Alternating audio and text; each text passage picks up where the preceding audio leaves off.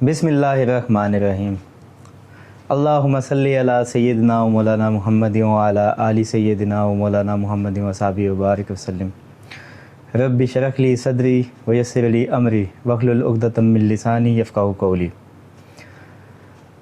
ناظرین، Armaghan Hijaz pod cost کی اگلی ایپیسوڈ کے ساتھ ایک طویل مدت کے بعد آج میں حاضر ہوں آپ کی خدمت میں، اور آج ہمارے ساتھ بہت ہی اسپیشل گیسٹ موجود ہیں۔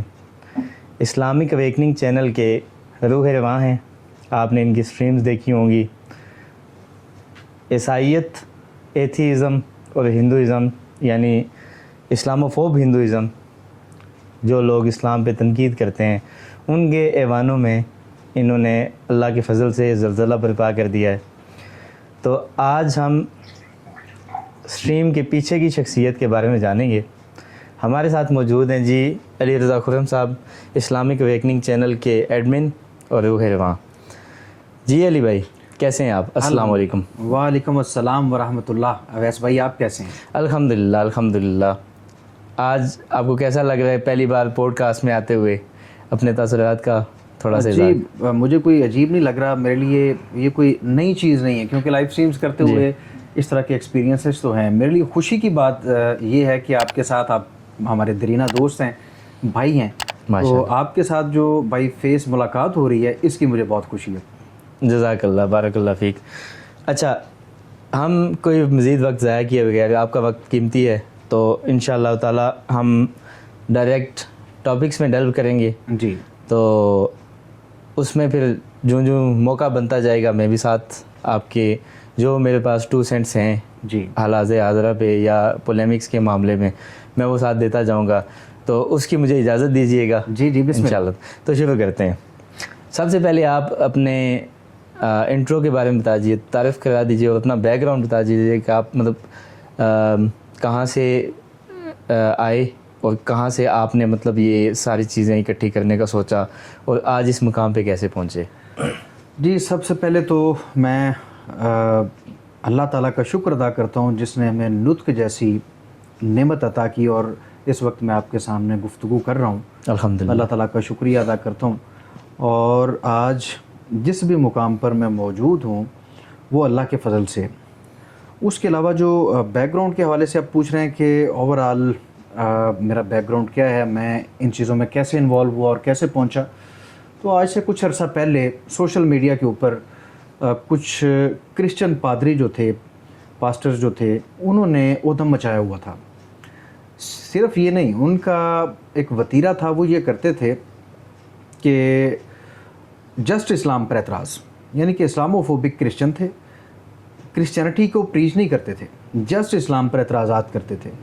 وہ سبب بنے، ان کو جب سوشل میڈیا پہ دیکھا، میرے کچھ دوستوں نے دیکھا، ذاتی طور پہ میں نے نہیں دیکھا، میں ایسی چیزوں میں انوالو نہیں ہوتا تھا، انٹرسٹڈ نہیں تھا، تو کچھ دوستوں نے مجھے ان کی ویڈیوز دکھائیں۔ ان کی جب میں نے ویڈیوز دیکھی ہیں اور ان کے بیہودہ قسم کے سوالات اسلام کے اوپر میں نے دیکھے، تو میں نے اپنی لائف میں سے، یعنی کہ اگر دیکھا جائے تو میں پریکٹیکلی ایک پرائیویٹ ٹیچر تھا اور ٹیچنگ کرتا تھا، اور اب بھی کر رہا ہوں، لیکن پارٹ ٹائم جب اسٹوڈنٹس نے مجھے یہ چیزیں دکھائیں تو میرا بہت زیادہ انٹرسٹ ڈیولپ ہوا کمپیریٹیو ریلیجن میں۔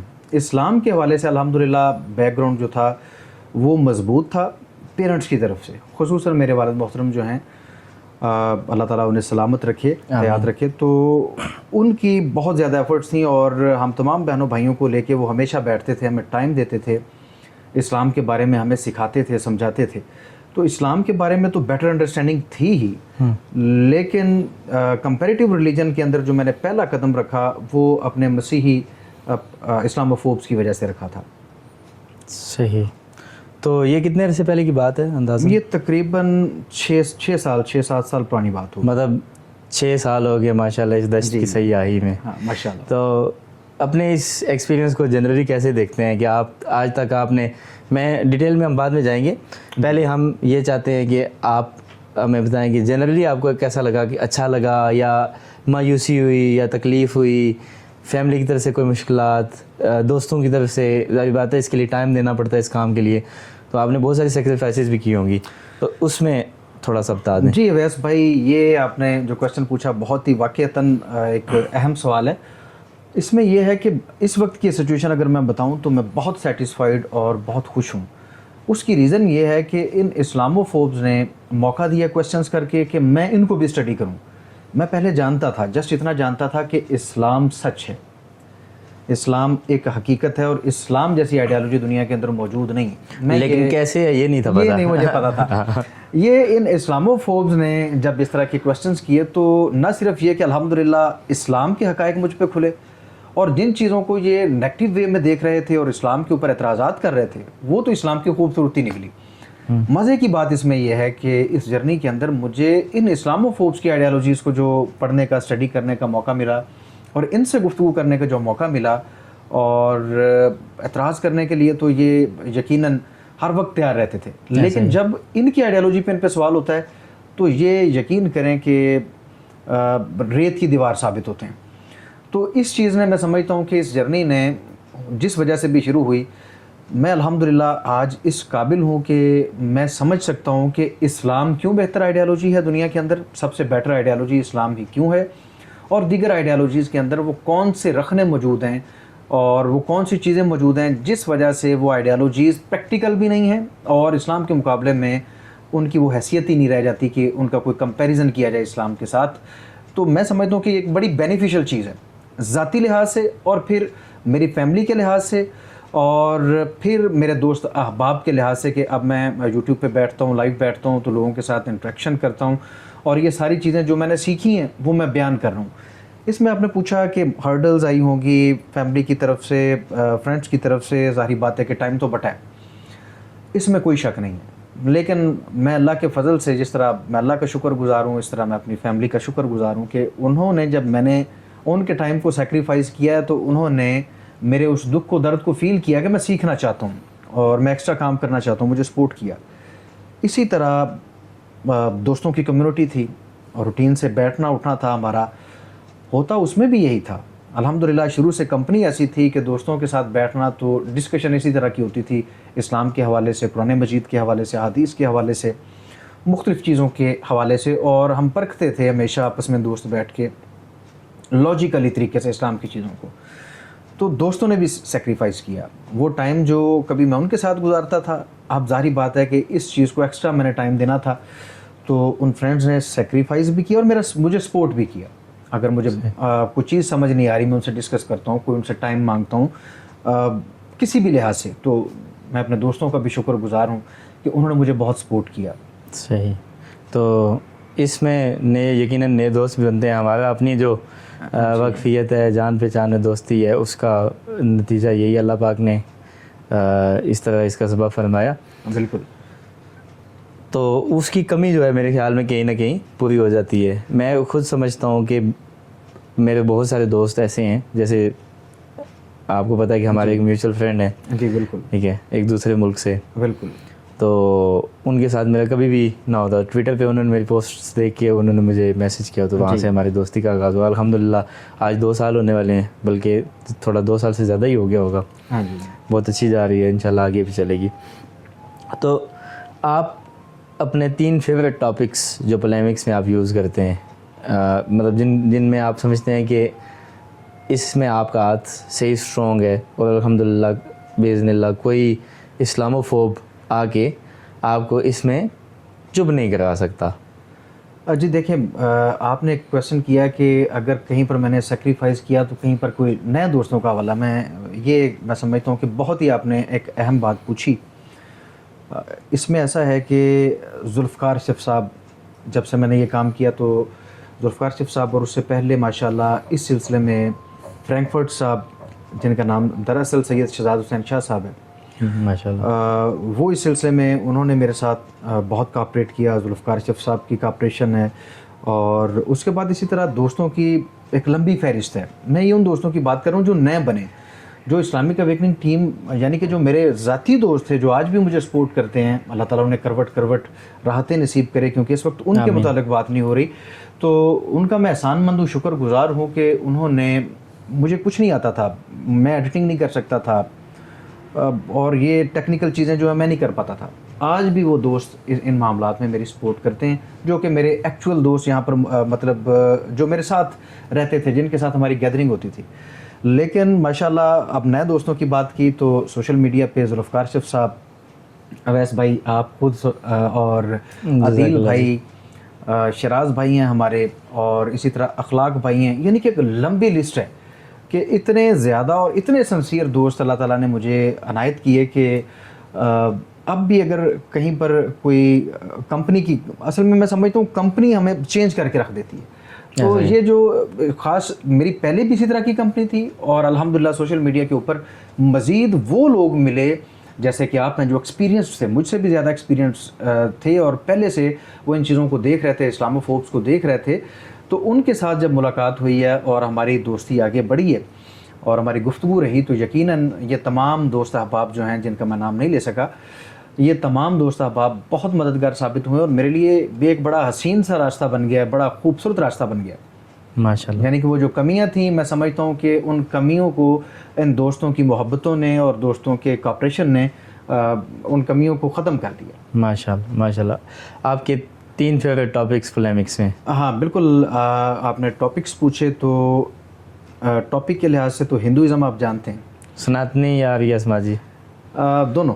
آریہ سماجی خیر کم ہی ہیں, ان کی تعداد تو بہت کم ہے, لیکن آریہ سماجی بھی اور دوسرے سناتنی بھی, زیادہ تر دوسرے سناتنی, کیونکہ ان کی تعداد جو ہے وہ آریہ سماجی ان کے نزدیک آٹے میں نمک کے برابر ہے. اس لیے تو, اور ریئل سناتنی دراصل آریہ سماجی ہیں بھی نہیں. تو میں بات کر رہا ہوں مورتی پوجک جو پرانوں کو ماننے والے, کتاب ہے ان کی پران, ان کو ماننے والے جو ہمارے سناتنی بھائی ہیں, وہ ٹاپک میرا بڑا فیوریٹ ہے. اس کے بعد بائبل مقدس, وہ جیوازم کے حوالے سے ہو یا کرسچینٹی کے حوالے سے ہو, اور اس کے بعد ایتھیزم. تو ان میں یہ ہے کہ الحمدللہ اللہ تعالیٰ کا جتنا بھی میں شکر ادا کروں اتنا کم ہے کہ یہ وہ ٹاپکس ہیں. حالانکہ اس میں بدھسٹ بھی آ سکتے ہیں, جینزم والے بھی آ سکتے ہیں اور آتے رہتے ہیں, ان سے بھی ہماری گفتگو رہتی ہے. لیکن فیوریٹ جو ہے کمپیریٹیو میں, یہ جو 3 آپ نے پوچھے, تو یہ 3 ٹاپکس ہیں, اور یہ 3 طرح کے اسلامو فوبز ہیں کہ اگر یہ سامنا ان کے ساتھ ہمارا ہو تو یقیناً ان کے ایک بار پسینے چھوٹ جاتے ہیں. کہ آپ کی ڈیبیٹس جیوز کے ساتھ بھی ہوتی ہیں, مطلب جوڈائزم کے ماننے والوں میں؟ جوڈائزم کے ماننے والے جو ہیں زیادہ تر تو ہمارے چینل پر نہیں ہیں, کیونکہ 2 دفعہ جو میرے نالج میں ہے کہ وہ اردو اسپیکنگ اور ہندی اسپیکنگ سرکلز میں ان کی موجودگی نہ ہونے کے برابر ہے. بالکل ایسے ہی. تو میں تھوڑا سا حیران ہوا تھا جب آپ نے کہا کہ جوڈائزم اور کرسچینٹی ان کے ساتھ, تو وہ میرے خیال میں آپ اولڈ ٹیسٹامنٹ اور نیو ٹیسٹامنٹ دونوں کو ملا کے بات کر رہے تھے اس وجہ سے, کیونکہ اولڈ ٹیسٹامنٹ ساری بکس تورات کو مانتے ہیں نا وہ. اور اس میں یہ کہ ایک یہودی تھے اور قابل یہودی تھے, ان کے ساتھ میری ڈیبیٹ ہو چکی ہے, ڈاکٹر نام مجھے ان کا اب یاد نہیں آ رہا, البتہ چینل کے اوپر ان کی اور میری ڈیبیٹس 2 سے 3 پڑی ہوئی ہیں. اچھا. اور الحمدللہ ثم الحمدللہ جتنے وہ کانفیڈنٹ تھے وہ جو, اور اسی برے طریقے سے وہ تسلیم کر کے گئے کہ ان کے پاس جو بائبل موجود ہے یا تورات موجود ہے وہ اس میں اب چینجنگز کر رہے ہیں, اس کو بدلنے کی ضرورت ہے. یہ بڑا انٹرسٹنگ میرے لیے بھی بات تھی کہ جب وہ آئے ہیں اور انہوں نے اسلام کے جہاد سسٹم کے اوپر اعتراض کیا, تو جب ان کے ساتھ بات ہوئی ڈیٹیل کے ساتھ کہ بھائی جہاد تو آپ میں بھی ہے, تو کہتے نہیں جی ہمارے اندر جہاد نہیں ہے. میں سمجھ گیا کہ وہ کس سینس میں کہہ رہے ہیں. میں جسٹ مختصر سا حوالہ دینا چاہتا ہوں اس کا, کیونکہ وہ بڑی انٹرسٹنگ گفتگو تھی. کہتا کہ ہمارے ہاں جہاد کا کانسیپٹ ہی نہیں ہے. دراصل وہاں پر لفظ جہاد موجود نہیں تھا, وہ اس چیز کی بات کر رہا تھا کہ ہمارے ہاں تو یہ لفظ ہی نہیں ہے. تو میں نے پھر ان سے پوچھا کہ ٹھیک ہے کہ جنگ کا کوئی اصول تو ہوگا نا, آپ نے جنگ کسی سے کرنی ہے تو کیوں کرنی ہے. پھر جب میں نے انہیں دکھایا کہ آپ کے جنگی اصولوں کے اندر اور آپ کی تورات کے اندر موجود جنگوں کے اندر آپ نے کس طرح سے بچوں کو مارا ہے, کس طرح سے خواتین کو مارا ہے, کس طرح سے جانوروں کو آپ نے مارا ہے, اور کس طرح سے آپ نے قتل و غارت گری کی ہے, جب وہ ساری چیزیں دکھائیں, اور ریزن کیا تھا کہ آپ کی قوم کچھ لڑکیوں کے پیچھے لگ گئی تھی, اس لیے آپ نے اس پوری قوم کے بچوں کو, بزرگوں کو اور مار ڈالا سب کو. صحیح. اس وقت اس کے پاس کوئی چارہ کار نہیں تھا, کیونکہ ان کی تعداد بھی جو مرے ہوئے تھے تورا کے مطابق ان کی تعداد بھی لاکھوں میں تھی. تو بڑا انٹرسٹنگ تھا. مطلب کہنے کا یہ کہ جو بھی وہ آئے ہیں اردو اسپیکنگ, جسٹ وہ ایک ہی تھے, آئے 4-5 دفعہ ہیں, لیکن ہر بار الحمدللہ ان کو جو ہے وہ منہ کی کھانی پڑی. اور اس میں سمجھتا ہوں کہ ہمارا کوئی کمال نہیں ہے, اصل میں اسلام نام ہی کمال کا ہے. ایسا ہی ہے, اصل چیز اسلام ہے. ہمارے پاس جو اسکیل ہے الحمدللہ ثم الحمدللہ وہ اتنا خوبصورت ہے کہ ہمیں کبھی اس طرح کی شرمندگی کا سامنا کرنا نہیں پڑا. وہ ہمارا کمال نہیں ہے, وہ اللہ کا فضل ہے اور اسلام کا کمال ہے. وہ قرآن پاک کی آیت ہے, آیت مبارکہ ہے, هو الذی ارسل, تو وہ میرے ذہن میں آ رہا ہے جب آپ یہ بول کہ اسلام دین ہی کمال بے شک کا ہے, تو اللہ نے بھیجا ہی دین اس لیے کہ باقی تمام ادیان پہ غالب ہو جائے. اور یہ ایک بہت ہی ایک رومینٹیسائزنگ بات ہے جی کہ آپ ایک جب پولیمکس میں جاتے ہیں آپ اس کو انجوائے بھی کریں. آپ کو سب سے پہلے آپ کو خود پتہ چلنا چاہیے کہ آپ کا دین کتنا خوبصورت ہے. ٹھیک ہے, ایک انتہائی رومانٹک آپ کے اندر وہ احساس جاگتا ہے. ٹھیک ہے, رومانٹک شاید صحیح لفظ میں استعمال نہیں کر رہا لیکن میرے ذہن میں بھی آ رہا ہے کہ کبھی کبھی آپ کے رونگٹے کھڑے ہو جاتے ہیں. بے شک. ٹھیک ہے, آپ کوئی بات کر رہے ہوتے ہیں تو ایک دم سے قرآن کریم کی آیت آپ کے دماغ میں آتی ہے کہ بالکل وہی بات ہو رہی ہوتی ہے. 1400 سال پہلے کی کتاب آج کے ہم ماحول میں بیٹھ کے کوئی بات کر رہے ہیں اس کے ساتھ بالکل کولیبریٹ کر جاتی ہے. بالکل. تو الحمدللہ علی نعمت الاسلام. بے شک. اچھا, اب ایک انتہائی کروشل سوال جو میں نے تیار کیا ہوا ہے آپ سے کرتے ہیں کہ آپ دیکھتے ہیں کہ پاکستان میں جی جی ہندوستان میں ہندوستان کے مسلم طبقے کی بات کر رہا ہوں, جی ویسٹ میں جی ایک رائزنگ ٹرینڈ ہے اپوسٹسی کا, مرتدین کا. ٹھیک ہے, جی جی بہت سارے لوگ دین چھوڑ کے مرتد ہو رہے ہیں اور وہ ایتھیزم کی طرف جا رہے ہیں. آپ کیا سمجھتے ہیں کہ اس کے پیچھے کیا کیا عوامل کار فرما ہیں اور کیا کیا چیزیں ہیں جن کو حکومت یا ہم لوگ اپنی ذاتی کیپیسٹی میں روک دیں؟ جی تو یا ہم کیا کریں جس سے اس بڑھتے ہوئے ٹرینڈ کو کی روک تھام کی جا سکے, سدباب کیا جا سکے؟ یہ بھی بہت اہم کوشچن ہے کہ ارتداد آپ کہہ رہے ہیں کہ ہمیں کہیں نہ کہیں وہ کسی نہ کسی صورت میں دیکھنے کو ملتا ہے. وہ یورپ میں دیکھ لیں, ایشیا میں دیکھ لیں, پاکستان میں دیکھ لیں, تو ہمیں کسی نہ کسی حد تک دیکھنے میں ملتا ہے. یہ ایک حقیقت ہے. لیکن ساتھ ہی ساتھ ہمیں یہ بھی پتہ ہونا چاہیے کہ یہ بھی ایک حقیقت ہے. آپ کسی مرتد کو اٹھا کے دیکھ لیں, کسی اپوسٹیٹ کو اٹھا کے دیکھ لیں, وہ دیکھیں کہ اس کی اپنی ریسرچ کیا ہے اسلام کے اوپر, وہ اسلام کے اوپر اعتراض کر کیا رہا ہے. آپ میرے پاس ایک لمبی لسٹ ہے کیونکہ میں ان کو جانتا ہوں. اگر میں ایک ایک بندے کا نام لے کے بتاؤں کہ اس نے اسلام چھوڑنے کی ریزن کیا بتائی تو آپ حیران ہو جائیں گے. اب مثال کے طور پر ایک ایتھیسٹ تھا, تو وہ کہتا ہے جی کہ میں نے اسلام اس لیے چھوڑ دیا. اب اندازہ لگائیں, میں یہ کہنا یہ چاہ رہا ہوں کہ اسلام سے انڈرسٹینڈنگ نہیں ہے. سب سے بڑی وجہ جو اسلام سے کوئی بندہ دور ہوتا ہے وہ کبھی اسلام کے قریب تھا ہی نہیں. صحیح. اس کے پاس اسلام کی انڈرسٹینڈنگ نام کی چیز تھی نہیں. ورنہ اسلام جیسی آئیڈیالوجی کو کوئی بھی انسان اپنی جان تو گوا سکتا ہے. اسلام جیسی خوبصورت آئیڈیالوجی کے اوپر جان تو نچھاور کر سکتا ہے. اس کو چھوڑنے کا سوچ بھی نہیں سکتا, کیونکہ اس کو چھوڑنا ہے تو کچھ اور کرنا ہے نا. صحیح. تو اور ہمارے پاس دراصل ہے کیا؟ ہمارے پاس کچھ بھی نہیں ہے. مثال کے طور پہ کون سی آئیڈیالوجی ہے کہ بھئی میں اسلام کو چھوڑ دوں, ایتھیزم کی طرف چلا جاؤں جس کا نہ کوئی سر ہے نہ پیر ہے؟ سب سے پہلی وجہ میں یہ سمجھتا ہوں کہ جو یہ پوسٹڈ بن رہے ہیں ان کو آپ اسٹڈی کر کے دیکھیں. آپ دیکھیں گے کہ ایک کامن چیز ہے کہ اسلام وہ پہلے بھی فالو نہیں کر رہے تھے. جسٹ یہ کہنا, فار ایگزامپل ایک بندہ کہتا ہے میں جی نمازیں روزے پڑھتا تھا, روزے رکھ لیتا تھا. تو اسلام جسٹ نماز پڑھنے کا اور روزہ رکھنے کا نام نہیں ہے. اسلام پریکٹیکلی ایک پورے کا پورا نظام حیات ہے بالکل, جس کے اندر نماز اور روزہ آتا ہے. اب ایک بندہ کہتا ہے کیونکہ میں نماز پڑھ لیتا تھا, میں 3 نمازیں پڑھ لیتا تھا یا ایک چھوڑ دیتا تھا, کبھی کبھی پڑھ لیتا تھا, میں بڑا پریکٹسنگ مسلمان تھا اور آج میں نے اسلام چھوڑ دیا. بھائی نماز پڑھنے سے اسلام کی تعلیمات آپ کو سمجھ تھوڑی آ جائیں گی. اسلام جو نظام ہے پورے کا پورا وہ آپ کیسے سمجھیں گے؟ صحیح. تو بعض لوگ جو ہیں ہمارے سامنے یہ کہہ رہے ہوتے ہیں کہ یہ بندہ تو جی نماز پڑھ رہا تھا, پہلے نماز پڑھ رہا تھا تو لہٰذا اب اس نے اسلام چھوڑ دیا, یہ تو بڑا پریکٹسنگ مسلمان تھا.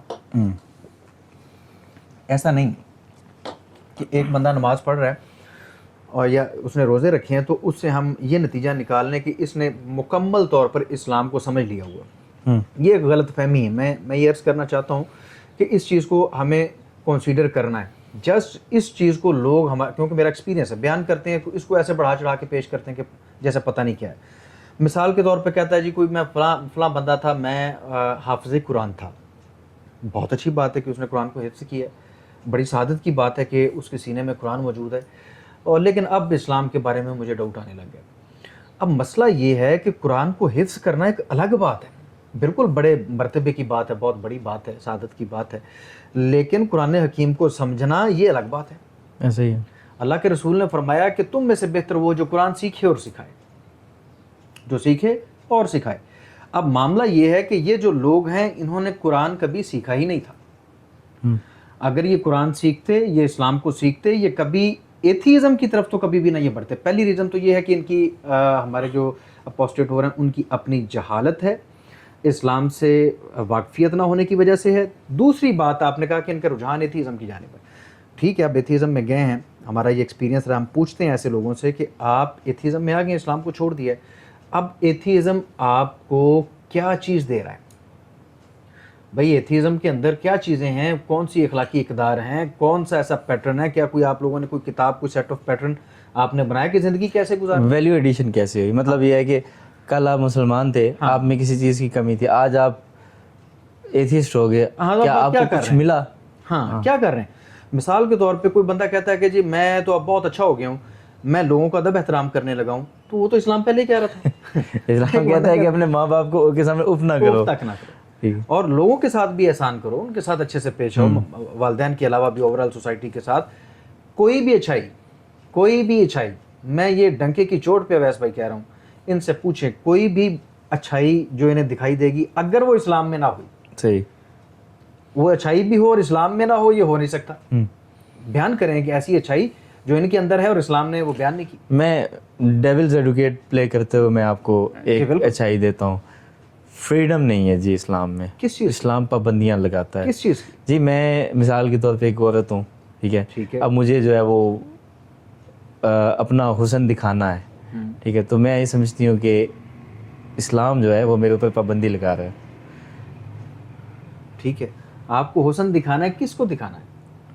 اسلام نے کب منع کیا کہ آپ حسن نہ دکھائیں؟ اسلام کہتا ہے کہ آپ کا گھر ہے, آپ کی ایک فیملی ہے, آپ اس فیملی میں رہیں اور اپنے حسن کا اظہار اپنی فیملی. نہیں, لیکن اگر میں ایک مغرب زدہ عورت کے نظریے سے بات کروں تو, کیونکہ میں ڈیولز ایڈوکیٹ پلے کر رہا ہوں, تو وہ عورت یہ کہے گی کہ مجھے اپنا حسن سب کو دکھانا ہے. ٹھیک ہے, ٹھیک ہے, لیکن پھر اس میں یہ بات آ جائے گی کہ اس میں اچھائی کہاں ہے, اس میں ویلیو ایڈیشن کہاں ہے. میں وہی عرض کر رہا ہوں کہ زیادہ سے زیادہ یہ یہاں پر آئیں گے, میں بتاتا ہوں جی اچھائی اس میں کیا, اچھائی کیا نظر آئے گی.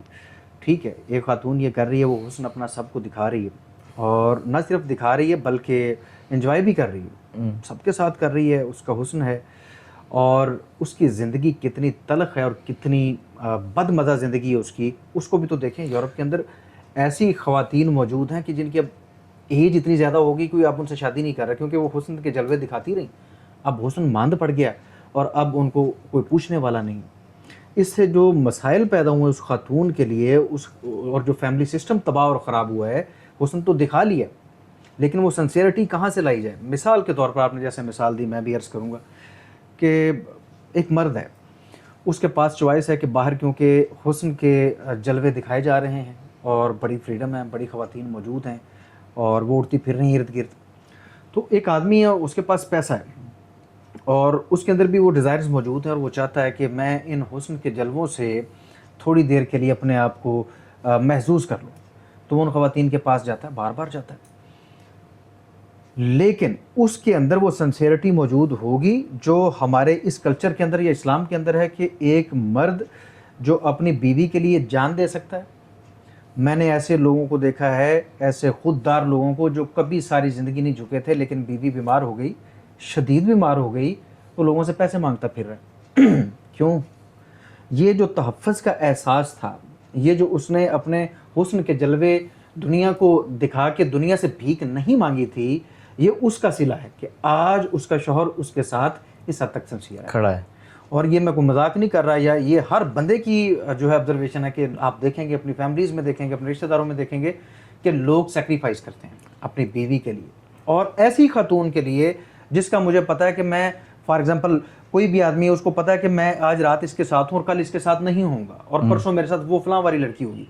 اب اس رات اس لڑکی کے ساتھ اگر کوئی حادثہ پیش آ جاتا ہے تو اس شخص کی کیا مجبوری ہے کہ وہ اس کی جا کے اتنی اس کو اپنی بڑی ہوگی کہ مجھے نہ پولیس پکڑ لے, میں نہ پھنس جاؤں, میں نہ پھنس جاؤں. یہ تو جائے.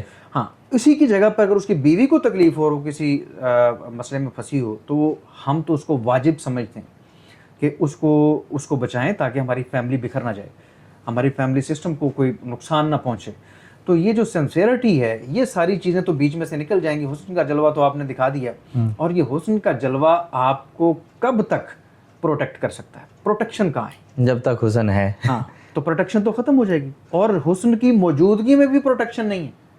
بھائی آپ کا بوائے فرینڈ کیا ضرورت پڑی, اس کو ایک اور گرل فرینڈ مل جائے گی, اس نے آپ کے حسن کا جلوہ دیکھ لیا ہوگا. تو اب وہ کیوں آپ کے ساتھ سنسیئرٹی کے ساتھ زندگی گزارے گا؟ اور یہ آپ یورپ پورے کے اندر دیکھ سکتے ہیں. میں آپ کو اپنا ایک ذاتی جو ہے میرا ایک مکالمہ ہوا, میرے ایک دوست تھے, غیر مسلم دوست سے, جی, تو اس کے ساتھ جب میری شادی ہوئی تو میں واپس گیا. جی, وہاں پہ ایک دوست اس نے میرے ساتھ آ کے پوچھا, میں نے شادی وغیرہ کی تصویریں دکھائیں اپنی گیدرنگ کی, ولیمے کی, تو وہ بڑا اس سے فیسینیٹ ہوا. اس نے کہا جی کہ زندگی تو تم لوگوں کی ہے. بے شک. میں حیران ہو گیا, میں نے کہا کیوں ایسے کیوں کہہ رہے ہو؟ تو کہتا ہے جی کہ دیکھو تمہیں شادی کرنی تھی, تم نے اپنے گھر والوں کو بتایا تمہاری شادی ہو گئی. ہاں, یہاں میں میری 5 گرل فرینڈز رہ چکی ہیں, لیکن میں کسی کے ساتھ شادی نہیں کر سکا, ایسے ہی ٹرسٹ نہیں کر سکتا. نہیں کر سکتا. یہ حسن کے وہ جلوے دکھانے کا یہ نتیجہ ہے. جی, یہ فریڈم یہاں تک آپ کو لے آتی ہے. تو یہ تو مصیبت ہے, یہ فریڈم نہیں ہے. میں تو اس کو مصیبت سمجھتا ہوں, وبال سمجھتا ہوں سوسائٹی کے لیے اور خود ایسی خواتین کے لیے کہ وہ سیکیور نہیں رہیں گے. تو نقطے کی بات اس میں سے ہم نے یہ نکالی کہ جس اچھائی کو ہم اسلام میں نہیں پاتے اور ہم اس کو اچھائی سمجھتے ہیں, وہ اچھائی ہے ہی نہیں, وہ اچھائی نہیں ہے, وہ برائی ہے, وہ ہماری کم نظری ہے, ہم ہماری نیئر سائٹڈنس ہے, ہم سمجھ نہیں سکتے اسلام کی حکمتوں کو. بے شک. جیسے آج کل یہ LGBT کا جو سین ہے, ٹھیک ہے, اب اس میں دیکھیں کہ نسلیں ختم ہو جاتی ہیں. کوئی ایسا گیز کا جوڑا نہیں ہوگا جو آج سے 100 سال بعد زندہ ہو, ٹھیک ہے, اس کی نسل زندہ ہو, ختم. بے شک ایسا ہی ہے. ٹھیک ہے. تو اس میں ایک چیز اور عرض کرنا چاہوں گا, کیونکہ آپ نے ریزنز پوچھی تھیں. ایک تو یہ ریزن ہے کہ میں نے عرض کی کہ جو ارتداد کی طرف جا رہے ہیں لوگ, اصل میں کرسچینٹی, ہندوازم, جینزم, یہ جتنی آئیڈیالوجیز تھیں, ایتھیزم کے سامنے یہ ریت کی دیوار ثابت ہوئی ہیں, کیونکہ ان میں کچھ تھا نہیں. تو اب مسلمان بھی یہ دیکھ رہے ہیں کہ اتنی تعداد میں لوگوں نے آ کر اپنے اپنے مذہبوں کو کیوں چھوڑ دیا.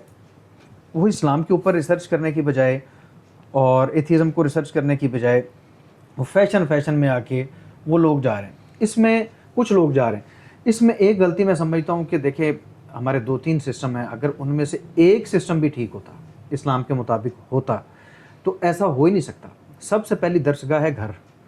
اگر ہمارے پیرنٹس کو اسلام کی مکمل جانکاری ہے اور وہ اپنے بچوں کو ایز ڈلیور کرتے ہیں, مطلب یہ کہ میں جسٹ یہ نہیں کہنا چاہتا کہ وہ بندہ کیونکہ وہ مرتد ہو گیا تو اس کا قصور تھا, نہیں, اس کا جاہل رہنے کے اندر اس کے گھر والوں کا کردار ہے. انہوں نے مسلمان تو تھے, ایک مسلمان گھر کے اندر پیدا تو وہ بچہ ہو گیا, لیکن مسلمان گھر کے اندر پیدا ہونے کے بعد جو اس کو اسلام کے بارے میں بنیادی تعلیمات, جو کہ اس کا رائٹ تھا کہ اس کے پیرنٹس اس کو پرووائڈ کرتے. پیرنٹس کب پرووائڈ کرتے؟ جب ان کو خود پتہ ہو. اگر نہیں پتہ, میں سمجھتا ہوں بہت بڑا ایشو نہیں, آپ پتہ کر سکتے ہیں, علماء موجود ہیں, آپ یہ چیز سیکھ سکتے ہیں, آپ یہ ٹائم نکال سکتے ہیں. صحیح. اس کے بعد بچہ گیا اسکول میں.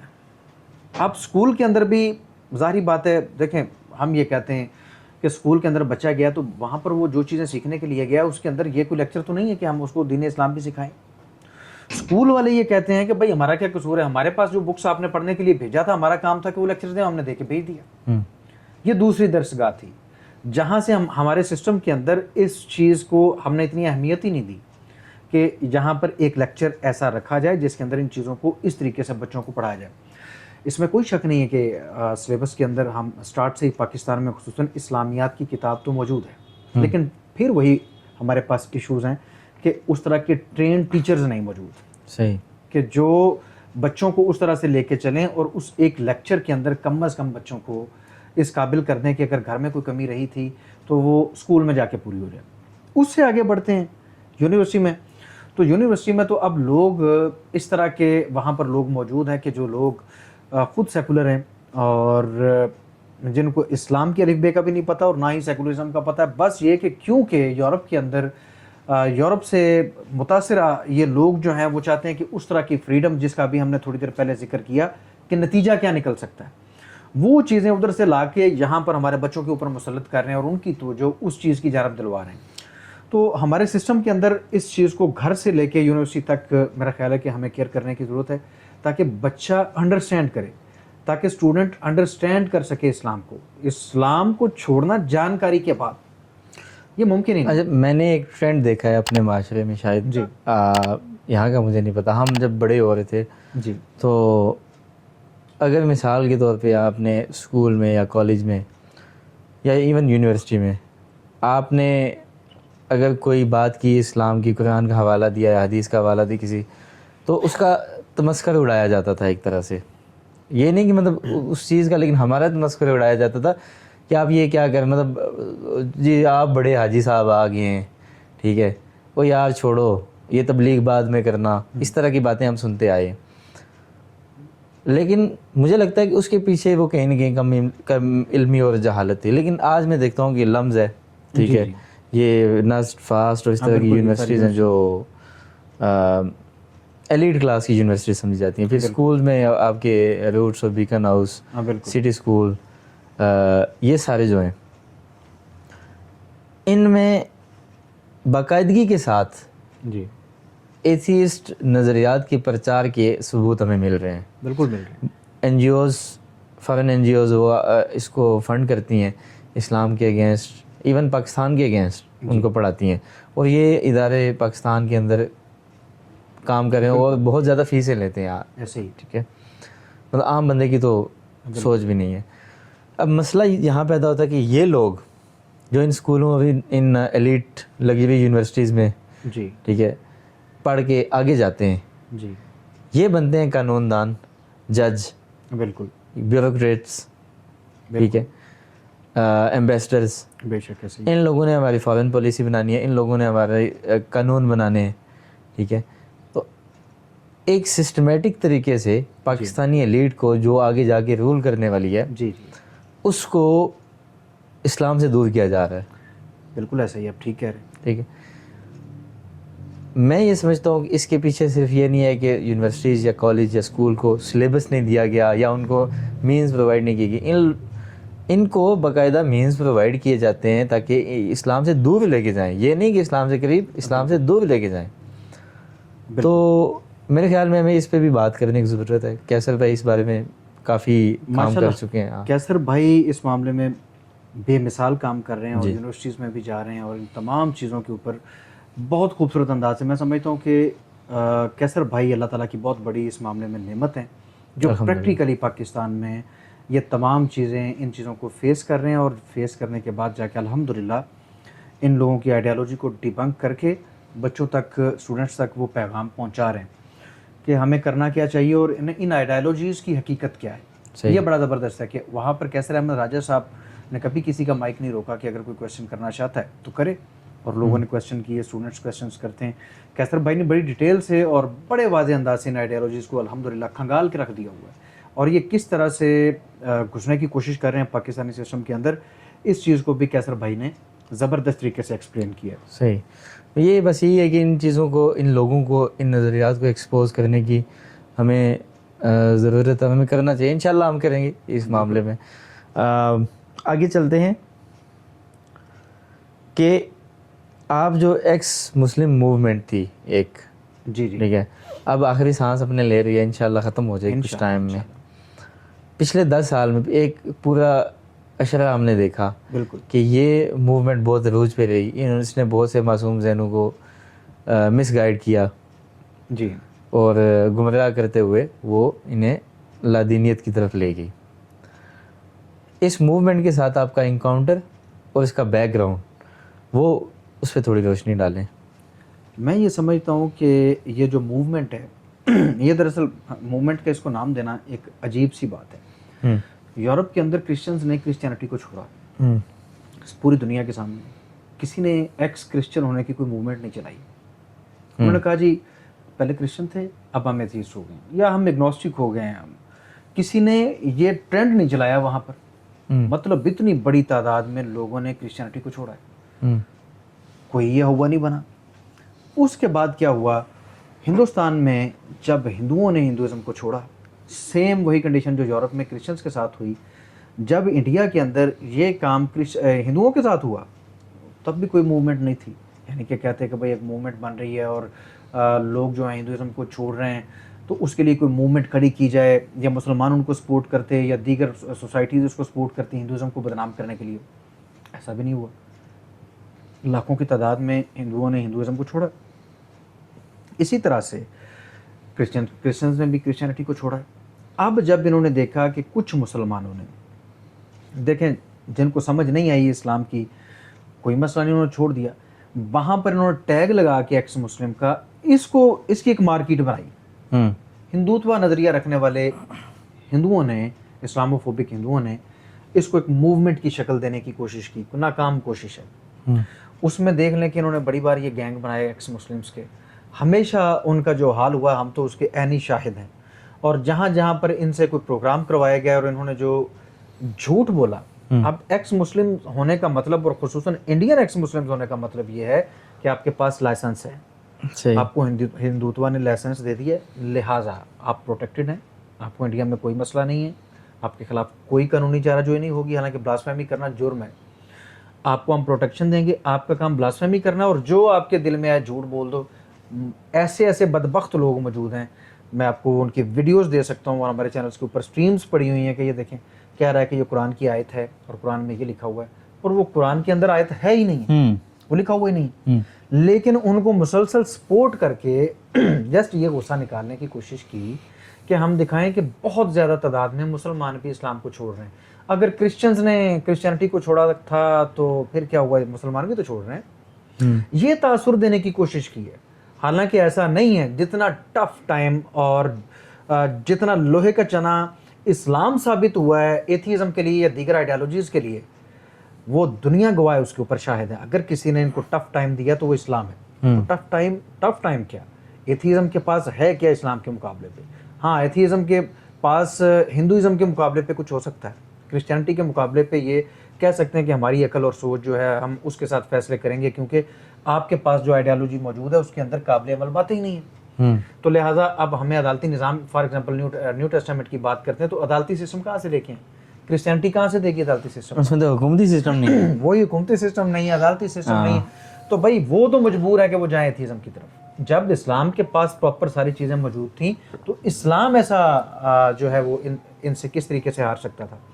अब इन्होंने प्रोपेगेंडा करके ये कोशिश कर रहे हैं कि जिस तरह हमारे करोड़ों लोगों ने हिंदुइज्म को छोड़ दिया या क्रिश्चियनिटी को छोड़ दिया, तो देखिए जी एक्स मुस्लिम मूवमेंट भी खड़ी हो गई। हाथ हो गए भाई, एक्स हिंदू मूवमेंट तो खड़ी नहीं हुई थी, एक्स क्रिश्चियन मूवमेंट भी खड़ी नहीं हुई थी। वो अगर आइडियोलॉजी चेंज करते थे तो बता देते थे। लेकिन मैं आपको ये बताऊँ, इसके साथ साथ जो अदादो शुमार हैं हमारे सामने, सारी दुनिया के सामने अदादो शुमार हैं, आप चेक कर लें कि फास्टेस्ट ग्रोइंग रिलीजन कौन सा है। अगर इस्लाम को लोग छोड़ रहे थे और एक्स मुस्लिम हो रहे थे तो इस्लाम में तो मुसलमानों की तादाद कम होनी चाहिए थी, इसको ग्रो ही नहीं करना चाहिए था। आज भी फास्टेस्ट ग्रोइंग रिलीजन इस्लाम है। उसका वो जो जवाब देते हैं, आप जब ये कहेंगे फास्टेस्ट ग्रोइंग, तो वो कन्वर्जन को उसमें नहीं लेते। वो कहते हैं कि ये आपके कन्वर्जन है, वो ये कहते हैं कि ये आपका रिप्रोडक्शन जो है वो ज़्यादा है। नहीं, ऐसा नहीं। आप लोग मतलब मैं उनकी तरफ से बात कर रहा हूं। आप बिल्कुल ठीक फरमा रहे हैं कि हमें इस चीज़ का सामना करना पड़ा है। और हमने जब रिपोर्ट्स दिखाई हैं, और रिपोर्ट मुसलमानों की रिपोर्ट्स नहीं थी, कन्वर्जन के हवाले से लोग ज़्यादा तादाद में एथीस्ट नहीं हो रहा है, मुसलमान हो रहा है।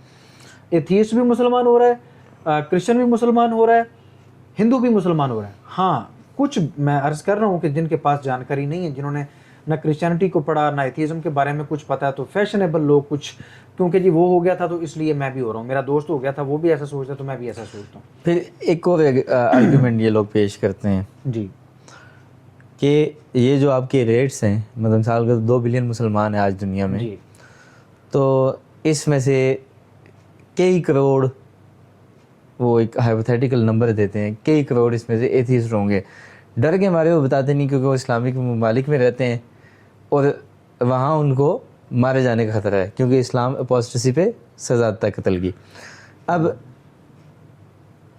आप इस बारे में क्या कहते हैं? फिर मैं आपको अपना जवाब बताऊंगा, लेकिन اپوسٹیسی کے بارے میں پہلے تو جو سزا کے حوالے سے ہے وہی ان کی بات غلط ہے کہ ہر اپوسٹیٹ کو آپ ایسے ہی مار دیں گے، کسی کو آپ ایسے نہیں مار سکتے. وہ ظاہر بات ان کی پروجیکشن ہے، لیکن اس بات سے تو ڈینائی نہیں کیا جا سکتا کہ اسلام میں ایک مطلب ایک پراپر پروسیجر کے بعد، ٹھیک ہے، اپوسٹیٹ کی سزا وہ قتل ہی ہے. جی، جب وہ فساد فی الارض جیسے جرم کے اندر ملوث ہوتا ہے، اور واضح طور پہ صحیح بخاری کے اندر حدیث موجود ہے، حضرت عائشہ نے فرمایا کہ رسول اللہ نے فرمایا تھا کہ ایسے لوگوں کو آپ قتل کرو گے جنہوں نے مذہب کو اسلام کو چھوڑا، اسلام کو چھوڑنے کے بعد وہ جنگ کرتے ہیں، فساد فی الارض میں ملوث. واضح ترین حدیث موجود ہے قرآن حکیم میں بھی، جہاں پر بات کی گئی کہ آپ کسی کو قتل نہیں کر سکتے الا یہ کہ اس نے کسی کو قتل کیا ہو یا وہ فساد فی الارض میں ملوث ہو. اگر ایک اپوسٹیٹ ہے اور اس نے وہ فساد فی الارض میں ملوث نہیں ہے تو کسی کو کیا مسئلہ اس سے؟ ہاں، یہ اگر وہ اپنے دل میں کہتا ہے کہ میں ہوں، ٹھیک ہے، تو اسلام اس کو کچھ نہیں کہے گا، سزا نہیں دے گا. اگر وہ اس کو پھیلاتا ہے، ادھر ایک بندہ کہہ رہا ہے کہ ہم اس اسٹیٹ کو نہیں رہنے دیں گے، یہ اسٹیٹ ہی غلط ہے. کون سی اسٹیٹ ہے؟ فار ایگزامپل امریکہ ہے، ایک بندہ وہاں پر منظم طریقے سے کھڑا ہوتا کہتا ہے کہ یہ اسٹیٹ ٹھیک نہیں، میں اس کو نہیں چلنے دوں گا، اور لوگوں کو تبلیغ کرنے دیتا ہے، کرتا ہے، تو امریکہ کرنے دے گا؟ نہیں کرنے دے گا. تو بھائی اسلامک اسٹیٹ کے اندر رہ کے ایک بندہ اسلامک اسٹیٹ کو چیلنج کرے تو اسلامک اسٹیٹ کیوں برداشت کرے؟ صحیح بات ہے.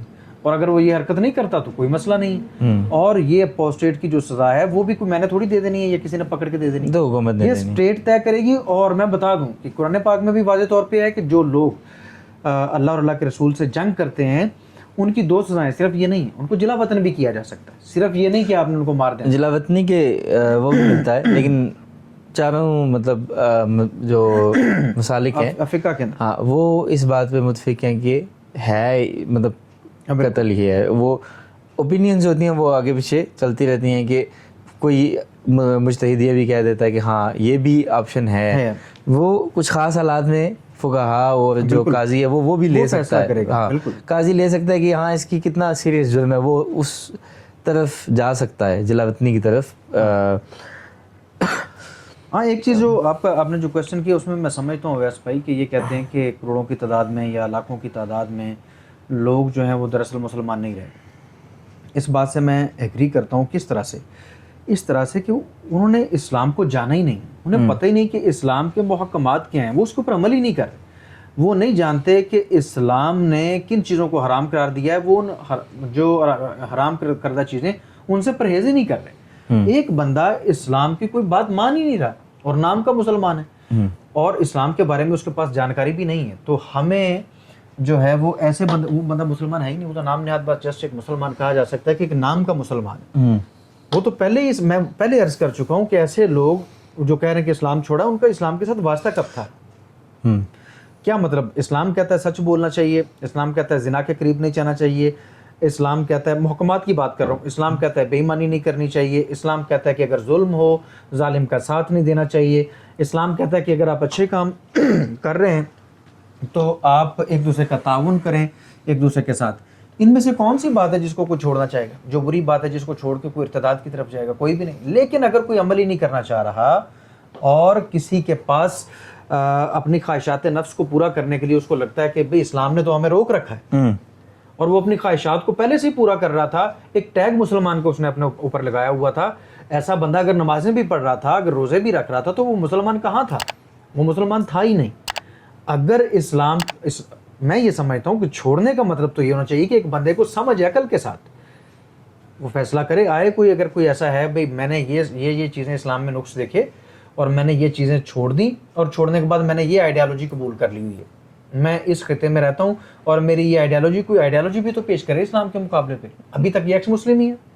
مطلب کہ یہ اس کے بعد انہوں نے یہ لائسنس بانٹنا شروع کیا. یہ اسلامو فوب ہندوتوا ایجنٹوں کا میں سمجھتا ہوں پلان ہے، جس میں برے طریقے سے پٹ رہے ہیں، ناکام ہو رہے ہیں. ایکس مسلم کا چورن بیچ رہے ہیں کہ بھائی ایکس مسلم ہو گیا، اس کے بعد آئیڈیالوجی کیا آپ کی وہ نہیں بیان کر رہے. کہتے ہیں جی کیونکہ ہم ایکس مسلم ہیں، ہم اسلام کے بارے میں جانتے ہیں، ہم وہی بات کریں گے. دیکھیں اویس بھائی، میں یہ سمجھتا ہوں اور میں نے یہ بڑی دفعہ یہ بات سمجھانے کی کوشش کی ہے کہ جب آپ کسی چیز کو میں کہتا ہوں کہ اویس بھائی جب اعتراض کرنے پہ ہوں، اسکیل کوئی نہ ہو اور اعتراض کرنا.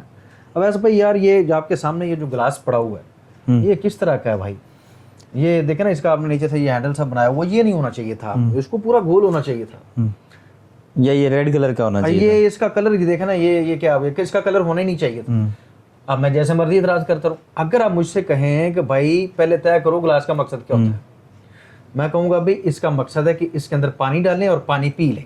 तो अब इसको हैंडल लगा हुआ तब भी मैं पी सकता हूँ, नहीं लगा हुआ मैं तब भी पी सकता हूँ। अब ये हमारे साथ बदकिस्मती से ये हो रहा है कि हमें इस चीज को समझने की कोशिश करनी है कि जब ये हमें कटहरे में खड़ा करते हैं, किस स्केल से हमारे ऊपर एतराज करना। भाई हिंदुइज्म का स्केल है, एथीज्म का स्केल है, सेकुलरिज्म का स्केल है, आपके मुल्क का कॉन्स्टिट्यूशन जो है उसके स्केल को सामने रख के अच्छा या बुरा साबित करोगे।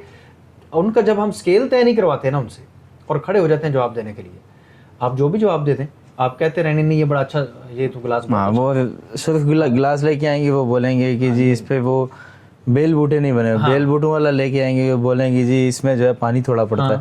इतराज करने को तो हजार चीजें। मैं अब कहता हूँ ये कपड़े अवैस भाई, आपने ये देखा ना यार, ये जो बटन आपने लगाए हुए हैं भाई, ये बटन नहीं अच्छे हैं। ये अगर आप ना ये इसी कलर के स्काई ब्लू कलर के अगर बटन लगाते तो ये बहुत अच्छा था। ये थोड़ा सा सिल्वर कलर के बटन है, ये आपने क्यों लगाए हैं भाई? अब जितना मर्जी मुझसे एतराज करवा लें, लेकिन जब बात ये होगी कि ये बटन इसलिए लगाए हैं कि हम इसको कपड़े को पहनने के लिए आसानी हो, हमें उतारने के लिए आसानी हो, धोने के लिए, वॉश करने के लिए आसानी हो, ये बटन इसलिए हैं। अब मैं पीले लगा लूं तो भी यही होगा, अगर मैंने ये गोल्डन लगाए हुए हैं तब भी ये, सिल्वर लगाऊं तब भी ये। पहले जब वो स्केल तय होगा तो फिर जो सा मर्जी बटन आप लगा लें। मसला ये है कि हम ये कहना शुरू कर देते हैं, जब वो उंगली उठाते हैं तो हम शुरू हो जाते हैं हाँ नहीं ऐसे नहीं है, ये इस वजह से अच्छा है, ये आजकल फैशन है। हम ये करना शुरू कर देते हैं। तो ये नहीं करना, हमें पहले स्केल तय करना है। जब भी किसी इस्लामोफोब से बात करेंगे, सबसे बड़ी मैं समझता हूँ हमारी गलती ये है। और जब इनके स्केल के साथ इनका स्केल ही रख लें, यकीन करें कि आप इनका स्केल रखें, इनकी आइडियोलॉजी को समझें, आप हैरान हो जाएंगे कि ये जैसे दुम दबा के भागेंगे, इन्हें रास्ता नहीं मिलेगा कि आप करें क्या। बिल्कुल।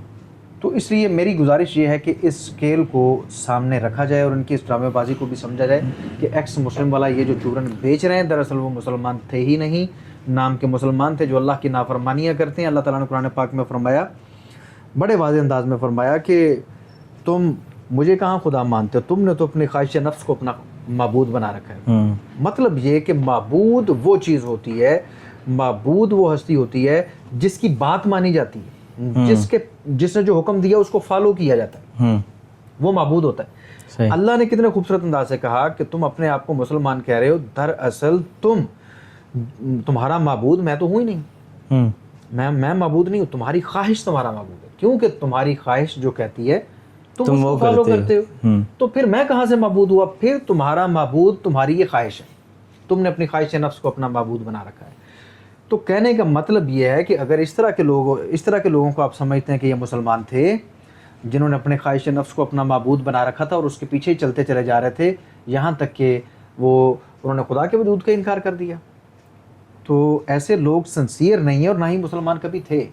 और मैं नहीं समझता कि ये जो हमें कह रहे हैं कि करोड़ों की तादाद में, लाखों की तादाद में, ऐसा नहीं है। मैं मानता हूँ कि ऐसे स्तर फिरे लोग मौजूद हैं, लेकिन इतनी बड़ी तादाद में नहीं। लेकिन इसमें हम ये भी कह सकते हैं ना कि जो 31% आपने एथिस्ट बनाए कि दुनिया में इतने फीसद एथिस्ट हैं, जी, वो भी तो नकली वाले एथिस्ट हो सकते हैं। बिल्कुल ऐसे ही हो सकते हैं। क्या सबूत है आपके पास? नहीं है। हाँ बिल्कुल। हाँ, मतलब इनके आर्ग्यूमेंट्स हमेशा बोधे ही होते हैं। बेशक ऐसे ही। हाँ, तो अच्छा आगे चलते हैं कि आप ये समझते हैं कि ये जो एक्स मुस्लिम मूवमेंट थी जी, जिसके पीछे हमने नतीजा निकाला कि झूठ का पलंदा हिंदूज बेसिकली, ठीक है, हिंदूज, इस्लामोफोब हिंदूज जी, आप समझते हैं कि इनको कैसे गवर्नमेंट पे करती है या कोई एनजीओज पे करती है? आपने कहा कि इनको प्रोटेक्शन दी जाती है, लेकिन क्या इनको मॉनेटरी बेनिफिट्स भी होते हैं? जी बिल्कुल, इनको होते क्या हैं, अगर इनके चैनल्स को विजिट किया जाए तो इनकी एक स्ट्रीम के अंदर आपको दिखाई देगा कि कितने लोग हैं जो इस्लामोफोबिक हिंदू है। ये हिंदू तो नहीं है, एक हिंदू एक एथीस्ट को, जिनके अपने मज़हब में लिखा हुआ है कि एक एथीस्ट चोर होता है, डाकू होता है, इनको सज़ा देनी चाहिए। ये सज़ा देने की बजाय एक कुमार साहब आते हैं और एक एक्स मुस्लिम को 500 रुपया दे देते हैं। वो हमें दिखाई दे रहा है सुपर चैट। गवर्नमेंट किस तरह से इन्वॉल्व हो सकती है?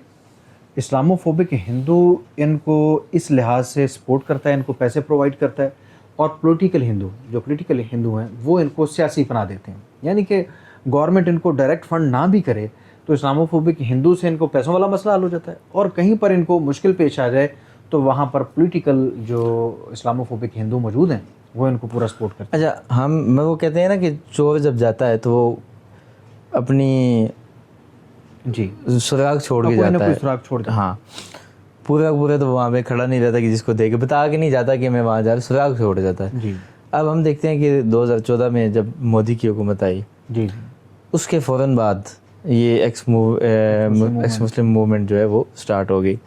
اس کے ساتھ مسجدوں کو مندروں میں تبدیل کرنے کا بالکل شروع ہو گیا. مسلمانوں کے اگینسٹ طرح طرح کے قوانین جیسے وقف بل ہو گیا, جی یا اس سے پہلے کشمیر کی انیکسیشن جو 371 تھا, اس طرح کے قوانین آنا شروع ہو گئے. جی تو یہ سارے سراغ ہیں.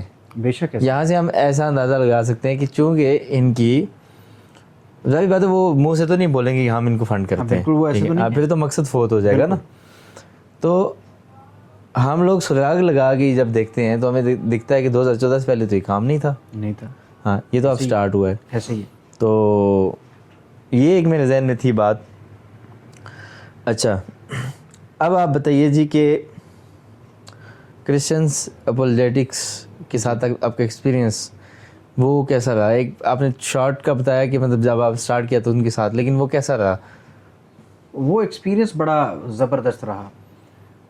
جب سٹارٹ میں نے بات کی تو اچھا ایک اور سوال ساتھ اس کے ایڈ کر لیں جی کہ وہ جو آپ کی ڈبیٹس تھیں یا جو بھی آپ کا انکاؤنٹر تھا وہ آن لائن تھا یا آف لائن تھا, یہ بھی اس کے بارے میں بتائیے گا. جی اس دور میں اس طرح لائیو نہیں آتے تھے لوگ, اور اسکائپ وغیرہ پہ خصوصاً یہ مشنریز ایکٹیو تھیں, اور پھر ان اسکائپ ویڈیوز کو وہ اپلوڈ کر دیتی تھیں یوٹیوب پہ. اس طرح سے ہوتا تھا.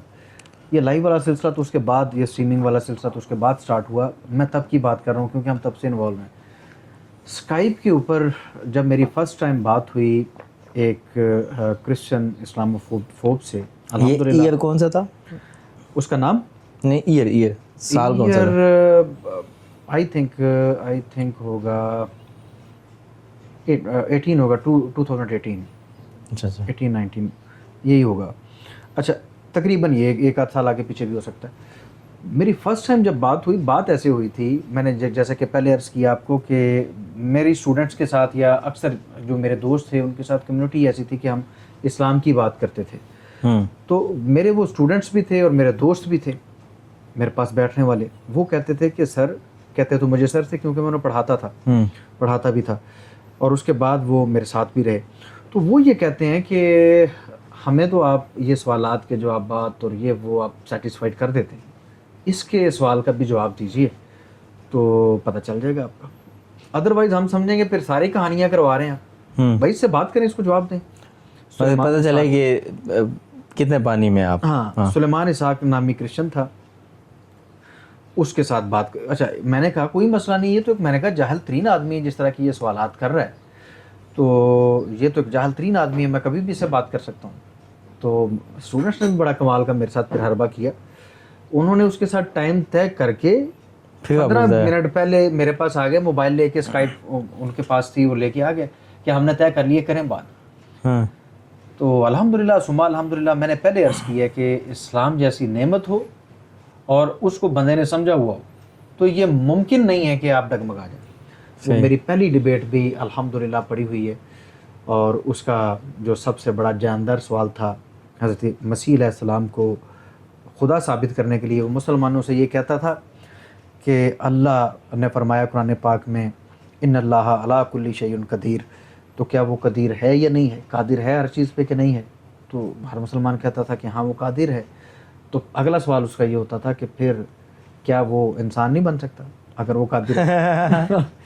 تو یہ اس کا بڑا ایک فیوریٹ سوال تھا. اور یہی سوال جو تھا, یہی سوال جب اس نے مجھ پہ کیا تو میں نے اس سے پوچھا کہ بحیثیت انسان ہونے کے ناطے تم ریپ کر سکتے ہو کسی کا مرڈر کر سکتے ہو؟ کہتا نہیں میں نہیں کر سکتا. سوسائڈ کر سکتے ہو؟ کہتا نہیں کر سکتا. میں نے کہا دیکھو جو بات آپ کر رہے ہو یہ بات تو ریکارڈ ہو رہی ہے, یہ تو لگے گی. انسان ہونے کے ناطے تم سوسائڈ نہیں کر سکتے ہو؟ اس کا جواب ہے کہ کر سکتے ہو. تم ریپ بھی کر سکتے ہو, ڈکیتی بھی کر سکتے ہو, یہ ساری برائیاں تم کر سکتے ہو.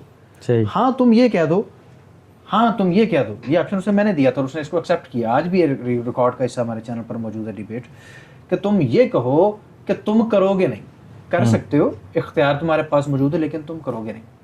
یہ کہو نا, ہاں کہتا ہاں بالکل میں کر سکتا ہوں, یہ انسان کر سکتا ہے لیکن میں نہیں کروں گا. میں نے کہا پھر تم کیوں نہیں کرو گے؟ پھر چپ. میں نے کہا یہ بھی میں تمہیں بتا دیتا ہوں کہ تم اس لیے نہیں کرو گے کہ تم ایک اچھے انسان ہو, تمہیں زیب ہی نہیں دیتا, تمہیں سوٹ ہی نہیں کرتا کہ تم کسی کا ریپ کرو, کسی کی چوری کر لو, کسی کو تھپڑ مارو جا کے بلا وجہ تنگ کرو. تم یہ کام نہیں کر سکتے کیونکہ تم ایک اچھے انسان ہو, اور ایک اچھے انسان کو یہ کام سوٹ نہیں کرتے. اب مجھے یہ بتاؤ کہ اللہ کی مجبوری کیا ہے کہ وہ انسان بنے؟ یہ اس کے شایان شان ہی نہیں ہے کہ وہ انسان بن جائے اور وہ بعد میں آپ کہیں کہ جی ہمارا خدا وہ ہے جو کھانا کھاتا ہے اور کھانا کھانے کے بعد جس کو رفع حاجت بھی ہوتی ہے. وہ اپنے اوپر یہ چیز طاری کر لے جو ان چیزوں سے پاک ہے. اس کو کیا ضرورت ہے؟ جب تمہیں اتنی غیرت ہے, انسان ہوتے ہوئے تم سوسائڈ نہیں کر سکتے, تم کسی کا ریپ نہیں کرتے, کسی کا قتل نہیں کرتے کیونکہ تمہیں یہ چیز سوٹ ہی نہیں کرتی ہے, تو خدا کو بھی سوٹ نہیں کرتا کہ وہ انسان بنے.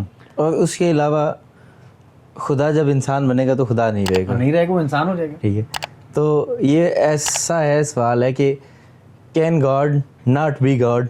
ہاں بالکل. تو اس سوال کے اندر ہی لاجیکل کنٹرڈکشن ہے. جیسے وہ ایک بڑا مشہور سوال ہے, آئی تھنک منطق کا ہی ہے, جی, کہ کیا خدا ایسی چٹان بنا سکتا ہے جس کو اٹھا نہ سکے؟ ٹھیک ہے, بالکل. اب اس کا جواب ہم یہی دیتے ہیں کہ سوال کے اندر ہی کنٹرڈکشن ہے. سوال ہی ٹھیک نہیں ہے. ٹھیک ہے, کیونکہ دا مومنٹ وہ یہ کرے گا کہ اس سے اٹھائی نہیں جائے گی, ٹھیک ہے, تو خدا نہیں رہے گا. بالکل ایسے ہی. ٹھیک ہے, تو سوال کے اندر یہ ایک مطلب فیلسی ہے, سوال کے اندر ہی فیلسی موجود ہے. اچھا, میں عرض یہ کر رہا تھا, آپ نے کہا کہ ایکسپیرینس فرسٹ ٹائم ایسا ہوا تھا, لیکن اس کے بعد پھر کافی کرسچن بھائی جو ہیں جن کے ساتھ میری گفتگو رہی, ایک لمبا چوڑا ہم نے کام کیا کرسچینٹی پہ, اور ہمارا ہمیشہ یہ ماننا تھا کہ ہم ان کے چینلز پر گئے, ان کے پیچھے گئے, ان کو اپنے چینلز پر انوائٹ کیا, ان سے ڈیبیٹس کیں. لیکن الحمدللہ ثم الحمدللہ میں پھر وہی کہوں گا کہ جب ہم کہتے تھے کہ آپ بائبل لیں, ہم قرآن لے آتے ہیں, دیکھتے ہیں کہ بہتر کون سی ہے, اور پھر بڑی دفعہ ڈیبیٹس ہیں, اور وہ الحمدللہ ہمارے چینل کے اوپر ایک تاریخ کا حصہ بن چکی ہیں چیزیں, کہ ہمارے پاس جو حق تھا اس کے مقابلے میں کوئی اپنی بائبل لا ہی نہیں پایا. الحمدللہ الحمدللہ, کیونکہ بائبل کے اندر جو تعلیمات موجود ہیں وہ قرآن کریم کی تعلیمات کے مطابق نہیں ہیں, ان کو ان کے ساتھ کمپیئر نہیں کر سکتے. ہاں, بائبل مقدس کے اندر جو چیزیں موجود ہیں قرآن ان کی تصدیق کرتا ہے, اور جو چیزیں انہوں نے گھڑ کے ڈالی ہوئی ہیں وہ بھی قرآن حکیم نے مینشن کر دی ہیں کہ جو قرآن سے ہٹ کے ہوگی ان کے پاس, وہ اٹھا کے دیکھ لیں. جیسے ہم پہلے ایتھیزم کے حوالے سے عرض کر رہے تھے, جو چیزیں اللہ نے کہا نا کہ ان سے کہو کہ آؤ ان باتوں کی طرف جو تم میں اور ہم میں کامن ہیں, وہ کامن باتیں جو قرآن حکیم میں ہیں وہی سچی تھی, ان میں بائبل میں موجود ہیں وہ چیزیں.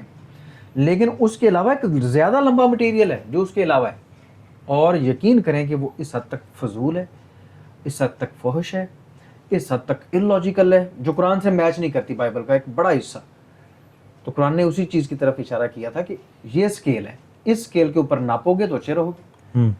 اچھا, اس میں ایک سوال ہے جی کہ ایک نیوٹرل انسان کی حیثیت ہے, مطلب مثال کے طور پہ ایک مسلمان اور ایک کرسچن کی بحث ہو رہی ہے. جی جی جی جی نو پرابلم. میں ایک جو ہے وہ فار ایگزامپل ایک ایگنوسٹک ہوں, ٹھیک ہے, جی جی میرا دماغ اوپن ہے. ٹھیک ہے. آپ یہ کہتے ہیں جب کہ ہم قرآن کی چیزوں کو بائبل سے ویریفائی کریں گے, ٹھیک ہے, سوری بائبل کی چیزوں کو قرآن سے ویریفائی کریں گے, میں الٹا بول گیا. ٹھیک ہے. تو ایک نیوٹرل انسان کی حیثیت سے, ایگنوسٹک کی حیثیت سے میرے ذہن میں یہ سوال پیدا ہوگا کہ یہاں پہ اس کا مطلب ہے کہ ہم نے قرآن کو اسٹینڈرڈ مان لیا ہے. ٹھیک ہے. یہ ہمارے پاس ایسی کیا وجہ ہے, کیا ہمارے پاس ایسی دلیل ہے جس کی وجہ سے ہم نے قرآن کو اسٹینڈرڈ مان لیا, بائبل کو نہیں مانا؟ ہم کیونکہ عیسائی تو یہ کہے گا کہ بائبل کو اسٹینڈرڈ مانو, قرآن. ٹھیک ہے. ہاں, اور ان کے پاس ایک آرگیومنٹ وہ یہ ہے کہ بائبل پہلے آئی ہے, قرآن بعد میں آیا ہے. ٹھیک ہے. ٹھیک ہے, وہ ایک اس دلیل کو لے کے آتے ہیں. تو ہم اس کو کیسے کاؤنٹر کریں؟ دیکھیں, بہت ہی آسان ہے. جب یہ کتابیں موجود ہیں نا, یہ خود فیصلہ کرتی ہیں اپنا. قرآن حکیم نے ایک دعویٰ کیا بائبل کے بارے میں اور کہا کہ یہ قابل بھروسہ نہیں رہی, اس کے اندر تحریف کر دی گئی ہے. اگر تو قرآن کا یہ دعویٰ ٹھیک ہے تو اس کو چیک کرنا میرا خیال ہے کوئی مشکل نہیں. ہمارے پاس بائبل کے آج بھی نسخے موجود ہیں. اب بھی رات کو سٹریم ہوئی نا ہماری, تو اس کے اندر ایک بھائی نے یہی کویسچن کیا. اس کو میں نے کم از کم پانچ حوالہ جات دکھائے دو ورژنس کے اندر سے جو دونوں خدا کا کلام ہونے کا دعویٰ کر رہے ہیں اور دونوں ایک دوسرے سے کنٹرڈکشن کر رہے ہیں. اب یا تو ایک اس نے تحریف کی ہے یا اس نے تحریف کی ہے. اب جب ہم ان کے اوریجنل نسخوں کی طرف گئے جن کو کوڈیکس بولتے ہیں, کوڈیکس سینیٹیکس سب سے پرانا جو ان کا نسخہ جس کو یہ مانتے ہیں کہ یہ بہت پرانا نسخہ ہے, اس کے اندر گئے, اس جا کے ویریفائی کیا کہ کیا ان کے پاس اصل میں وہ کتاب موجود بھی ہے یا نہیں. ہم نے جینیسس جو پہلی کتاب ہے اس کو چیک کیا تو کوڈیکس سینیٹیکس جو تھا اس کے اندر 21ویں چیپٹر سے لے کے 25ویں 26ویں یا 28ویں چیپٹر تک جسٹ چیپٹرز موجود تھے. صحیح. باقی تھا ہی نہیں, باقی ہے ہی نہیں اوریجنل, انکمپلیٹ. ہاں باقی ہے ہی نہیں. اگر ان کے پاس تھا ہی نہیں, انہوں نے 50 چیپٹر کیسے لکھے؟ قرآن نے ایک طرف کہا کہ انہوں نے تحریف کی, دوسری طرف ہم نے جب ان کو ویریفائی کیا, ان کا ایک ورژن دوسرا ورژن میچ کیا, وہ بھی نہیں ہوا. جس سے یہ کہتے ہیں کہ ہم نے ٹرانسلیشن کی ہے, جب ہم اس میں گئے وہاں پر چیپٹر پوری کی پوری کتابیں کوئی نہیں. انہوں نے کیسے وہ کتابیں 44 کتابوں میں سے آئی تھنک یہ 9 رہ گئی ہیں. نہیں چیپٹر وہ کتابیں وہ تو اور کتابیں نہیں, اوور یہ جو کیتھولک بائبل ہے اس کی 66 بکس ہیں, اور اس کے علاوہ جو اور ہیں جو ان کی سوری پروٹیسٹنٹ والوں کی آئی تھنک 66 ہیں, اور ان کی 72 یا 76 کے قریب ہیں. اس وقت ایگزیکٹ نمبر نہیں میرے ذہن میں آ رہا, لیکن 6-7 کتابیں زیادہ ہیں کیتھولک والوں کی. مطلب یہ کہ ایک لمبا ٹاپک ہے جس کے اوپر اگر ہم ریفرنسز حوالہ جات سامنے رکھیں تو آپ دیکھیں گے کہ قرآن حکیم نے جو دعویٰ کیا تھا وہ سچ ہے کہ ان کی کتابوں کے اندر تحریفات موجود ہیں, اور وہ ہم دیکھ سکتے ہیں. خود بائبل کے اندر شواہد موجود ہیں کہ بائبل کہتی ہے کہ اس کتاب کے اندر باطل قلم سے بطالت پیدا کی گئی ہے, لکھنے والوں کے باطل قلم نے اس میں بطالت پیدا کی ہے. بائبل کا خود یہ اسٹیٹمنٹ ہے اپنے ہی بارے میں. اور ایک بہت بڑا نقطہ جو میں عرض کرنا چاہوں گا, ان سے پوچھیں کہ یہ بائبل آپ کو کس نے کلیکٹ کر کے دی؟ کون سے نبی تھے جنہوں نے آپ کو بائبل کلیکٹ کر کے دی؟ سب سے آسان سوال میں جیسے کاؤنٹر کرتا ہوں. ہاں یہ بڑا آسان ہے کہ کس نے میں ان سے پوچھتا ہوں, میری 1-2 بار عیسائیوں سے ہوئی اس طرح گفتگو نا جی, اس پہ نہیں, یوٹیوب پہ نہیں, نہ ہی کسی اور سوشل میڈیا پہ, بلکہ دو سامنے آمنے. جی تو مطلب وہ بائبل پڑھنے والے چرچ جانے والے عیسائی 1-2 مل گئے مجھے, تو میں نے ویسے گفتگو کر سے بحث نہیں کی. میں نے کہا کہ ان کا اپنا عقیدہ ہے, ہاں بالکل, تو اس کو خام خواہ چھیڑ کے فائدہ بھی نہیں ہے. تو ویسے میں نے علم کی ایسی, میں نے کہا کہ یار دیکھو تم لوگ کہتے ہو کہ بائبل جو ہے وہ ورڈ آف گاڈ ہے. ہاں بالکل, تو یہ مارک, میتھیو, لوک اور جان کون ہے ہاں بالکل جنہوں نے لکھا ہے؟ ایک اور انٹرسٹنگ کویسچن اگر ان سے کہیں کہ یہ ٹھیک ہے ان چاروں نے ایک دوسرے کی تصدیق کی ہے, یہ چاروں ہی کہہ دیں کہ بھائی یہ بھی نبی ہے اور اس کے اوپر الہام ہو رہا ہے, یہ کتاب لکھ رہا ہے, نہیں, ان چاروں نے بھی نہیں کی ہے. اس کے بعد ان کے پاس اور لیٹرز بھی موجود ہیں اور رسولوں کے, یہ سب اکٹھے کس نے کر کے دیے؟ کیا انہوں نے آپس میں ایک دوسرے کی تصدیق کی ہے؟ جواب ہے نہیں. کیا ایک کی انجیل دوسرے کی انجیل کے ہو وہی کی وہی ہے؟ اگر وہی کی وہی ہوتی تو انہیں ریپیٹ کرنے کی کیا ضرورت تھی؟ پھر ایک ہی اور پھر جو بائبل کا وہ طرز کلام ہے وہ یہ سے کہتا ہے کہ مطلب عیسیٰ علیہ السلام ایک جگہ گئے, فلاں جگہ جا, انہوں نے یہ کیا, وہ ایک کہانی کے انداز میں. بالکل, اگر جو بائبل جس کو تم ورڈ آف گاڈ کہہ رہے ہو اس کا لاجیکل کنکلوژن یہ بنتا ہے جو قرآن بھی کہتا ہے کہ وہ عیسیٰ علیہ السلام پہ اتری تھی, نازل ہوئی تھی, تو اس میں ان کے اپنے قصے کیسے لکھے ہوئے تھے جو بعد میں ان کی زندگی میں ہوئے. مطلب میری جو سمجھ میں آتا ہے کہ جیسے ہم قرآن اور حدیث کو دو الگ الگ دیکھتے ہیں, ان لوگوں نے مکس کر دیا ہے. انہوں نے اپنی حدیث کو, وہ جو ان کے ہاں اپوسل جو تھے, جو ان کے کیا بولتے ہیں ان کے حواری, ہاں حواریین نے جو لکھے اپنے قصے, اس کو انہوں نے ورڈ آف گاڈ کے ساتھ مکس کر دیا. کچھ چیزیں بیچ میں سے رہ گئیں, کچھ چیزیں انہوں نے ایڈ کر دی, ایسے ہی ہوا, تو ایک ملا کے ایک ڈش بنا لیا ان لوگوں نے. یہ ہوا ہے, یہ بالکل آپ ٹھیک کنکلوژن پہ پہنچے ہیں کہ یہی ہوا. اور آج ہم وہ چیزیں علیحدہ کر کے دیکھ سکتے ہیں. میں یہ سمجھتا ہوں کہ قرآن پاک نے جو کہا تھا, ہم قرآن پاک کے کہنے پہ نہیں مان رہے. ہم قرآن پاک نے, مثال کے طور پر میں دعویٰ کرتا ہوں کہ بھائی فلاں جگہ پہ نا بہت بڑا ایکسیڈنٹ ہوا ہے, ٹھیک ہے, بہت بڑا ایکسیڈنٹ ہوا ہے. میں یہ نہیں کہہ رہا کہ آپ میری اس بات کو ابھی کبھی مان لیں, آپ جا کے چیک کر لیں. اگر تو ہوا تو پھر تو میری تصدیق کر دینا. صحیح. اب قرآن مجید جب کہہ رہا ہے کہ اس کے اندر تحریف ہوئی ہے, یعنی کہ اس کے اندر کچھ چیزیں نکالی گئیں, کچھ داخل کی گئیں, کچھ بدلی گئیں, ہم یہ کہہ رہے ہیں, ہم جا کے ان نسخوں کو دیکھ لیتے ہیں. اگر ان کے اندر وہ چیزیں نکلی ہوئی ہمیں دکھائی دیتی ہیں تو پھر قرآن کو سچ مان لیں. صحیح. مطلب یہ کوئی فیصلہ کرنا مشکل نہیں ہے. ہم قرآن کو اسٹینڈرڈ نہیں مانتے, ہم اس کو ویریفائی کرتے ہیں. قرآن نے جو دعویٰ کیا ہے اس کو ویریفائی کرنے میں کیا حرج ہے؟ فالسیفیکیشن ٹیسٹ. ہاں, مجھ سے جھوٹ کو نکال کے دکھا دو. اگر قرآن پاک کا دعویٰ غلط ثابت ہو جاتا ہے, ہم آپ کے ساتھ ہیں بھائی. صحیح. لے آئیں آپ اپنے سارے نسخے لے آئیں, چیک کر لیتے ہیں. تو یہ ہمت بھی نہیں کریں گے. پھر ایک اور جو بڑی اکابر ہستیاں ہیں جی جن کو ہم کرتے ہیں انبیاء بھی مانتے ہیں, جی جی جیسے لوط علیہ السلام ہو گئے, سلیمان علیہ السلام ہو گئے, جی جی حضرت نوح علیہ السلام, ہاں نوح علیہ السلام, اور میرے خیال میں ایوب علیہ السلام کا بھی. ایوب, یعقوب علیہ السلام, بالکل نوح علیہ السلام کو شاید یہ نبی مانتے ہیں, مانتے ہیں. ہاں, لیکن یہ باقی تین کا جو میں نے نام لیا ان کو یہ نہیں مانتے, یہ جھوٹ بولتے ہیں, مانتے یہ ہیں, اور نبی نہیں مانتے, ایک اچھا بندہ مانتے ہیں بس. تو اچھا بندے والا کوئی کام بھی تو ہونا, پھر اچھے بندے والا جو انہوں نے کروائے ہوئے ہیں کام. ہاں بائبل میں جو لکھے ہیں وہ تو اچھے بندے والے بائبل کام میں نہیں. حضرت نوح علیہ السلام کے بارے میں جو انہوں نے لکھا ہوا ہے, حضرت ابراہیم علیہ السلام کے بارے میں جو لکھا ہوا ہے, جی حضرت داؤد علیہ السلام کے بارے میں جو لکھا ہوا ہے, اس میں سے ایک واقعہ میں آپ کو بتاتا ہوں کہ داؤد علیہ السلام کے بارے میں کہتے ہیں کہ جی ایک دفعہ داؤد, میں معذرت چاہتا ہوں اور بڑا شرمندہ ہوں کہ مجھے یہ الفاظ کہنے پڑ رہے ہیں, لیکن بائبل میں لکھے ہیں. وہ کہتے ہیں جی ایک دفعہ وہاں پر خواتین موجود تھیں, لونڈیاں موجود تھیں, ان کے اندر حضرت داؤد علیہ السلام نے نعوذ باللہ استغفر اللہ, انہوں نے اپنے کپڑے اتار دیے, ان میں ناچنے لگے کپڑے اتار. معاذ اللہ. اور میکل جو کہ ان کی خاص رشتہ دار تھی, وہاں پر لکھا ہوا, میکل کہتی ہے کہ داؤد آج تم نے ایسی ایسی حرکت کی ہے, تو وہ بھی بڑی خوش ہو رہی تھی تمہارا جسم دیکھ کے نا. اسی طرح حضرت نوح علیہ السلام کے بارے میں کہ وہ نعوذ باللہ وہ شراب پی لیتے اور ننگے ہو کے پڑے رہتے ہیں, اور ان کا بیٹا آ کے ان کو وہ ننگپن کو دیکھتا ہے. کہنے کا مطلب یہ ہے کہ نوح علیہ السلام متوالے ہو گئے, یہ لفظ لکھے ہوئے شراب پی کے, بھائی وہ شراب سے روکنے کے لیے آئے تھے, وہ شراب پینے یا پلانے کے لیے تھوڑی آئے تھے. تو انبیاء علیہ السلام پہ کبھی ترین الزامات ہیں, حتیٰ کہ یہ صرف انہوں نے مسیح علیہ السلام کو بھی نہیں چھوڑا. مسیح علیہ السلام کے بارے میں یہ کہتے ہیں جی کہ وہ ہمارے لیے لعنتی بن گئے تھے, نعوذ باللہ. معاذ اللہ. میں یا کوئی بھی مسلمان یہ سوچ بھی نہیں سکتا. اچھا یہ نیو ٹیسٹامنٹ میں ہے یہ بات, یہ نیو ٹیسٹامنٹ میں کہ مسیح ہمارے لیے لعنتی بنا اور لعنتی موت مرا. معاذ اللہ. اب مجھے بتائیں کہ ہمارے لیے یہ سوچنا یا یہ الفاظ کہنا اتنا مشکل ہے. ان کی کتاب میں واضح طور پہ لکھا ہوا ہے. اب لعنتی بنا, فار ایگزامپل وہ کہتے ہیں جی فلاں بندہ چور بن گیا, تو پھر وہ چوری کہلائے گا نا. اب جو لعنتی بن گیا اس کو لعنتی کہا جائے تو پھر آپ پھر کہیں گے یہ بلاسفیمی ہوگی.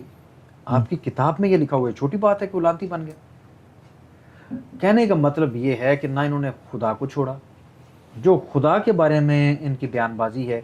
مطلب یہ کہ اگر ان چیزوں کو ہم باری باری ڈسکس کریں نا, ایک ایک کانسیپٹ کو, ایک ایک چیز کو, تو ہم زیادہ بہتر انداز سے ان چیزوں کو سمجھ سکتے ہیں. اب تو یہ ہے کہ ہم بریفلی جتنا کر سکتے ہیں خلاصے کے طور پہ ہم ڈسکس کر رہے ہیں کہ مطلب ہم ایک جنرل بات اس کو چلیں, یہ ہو گیا.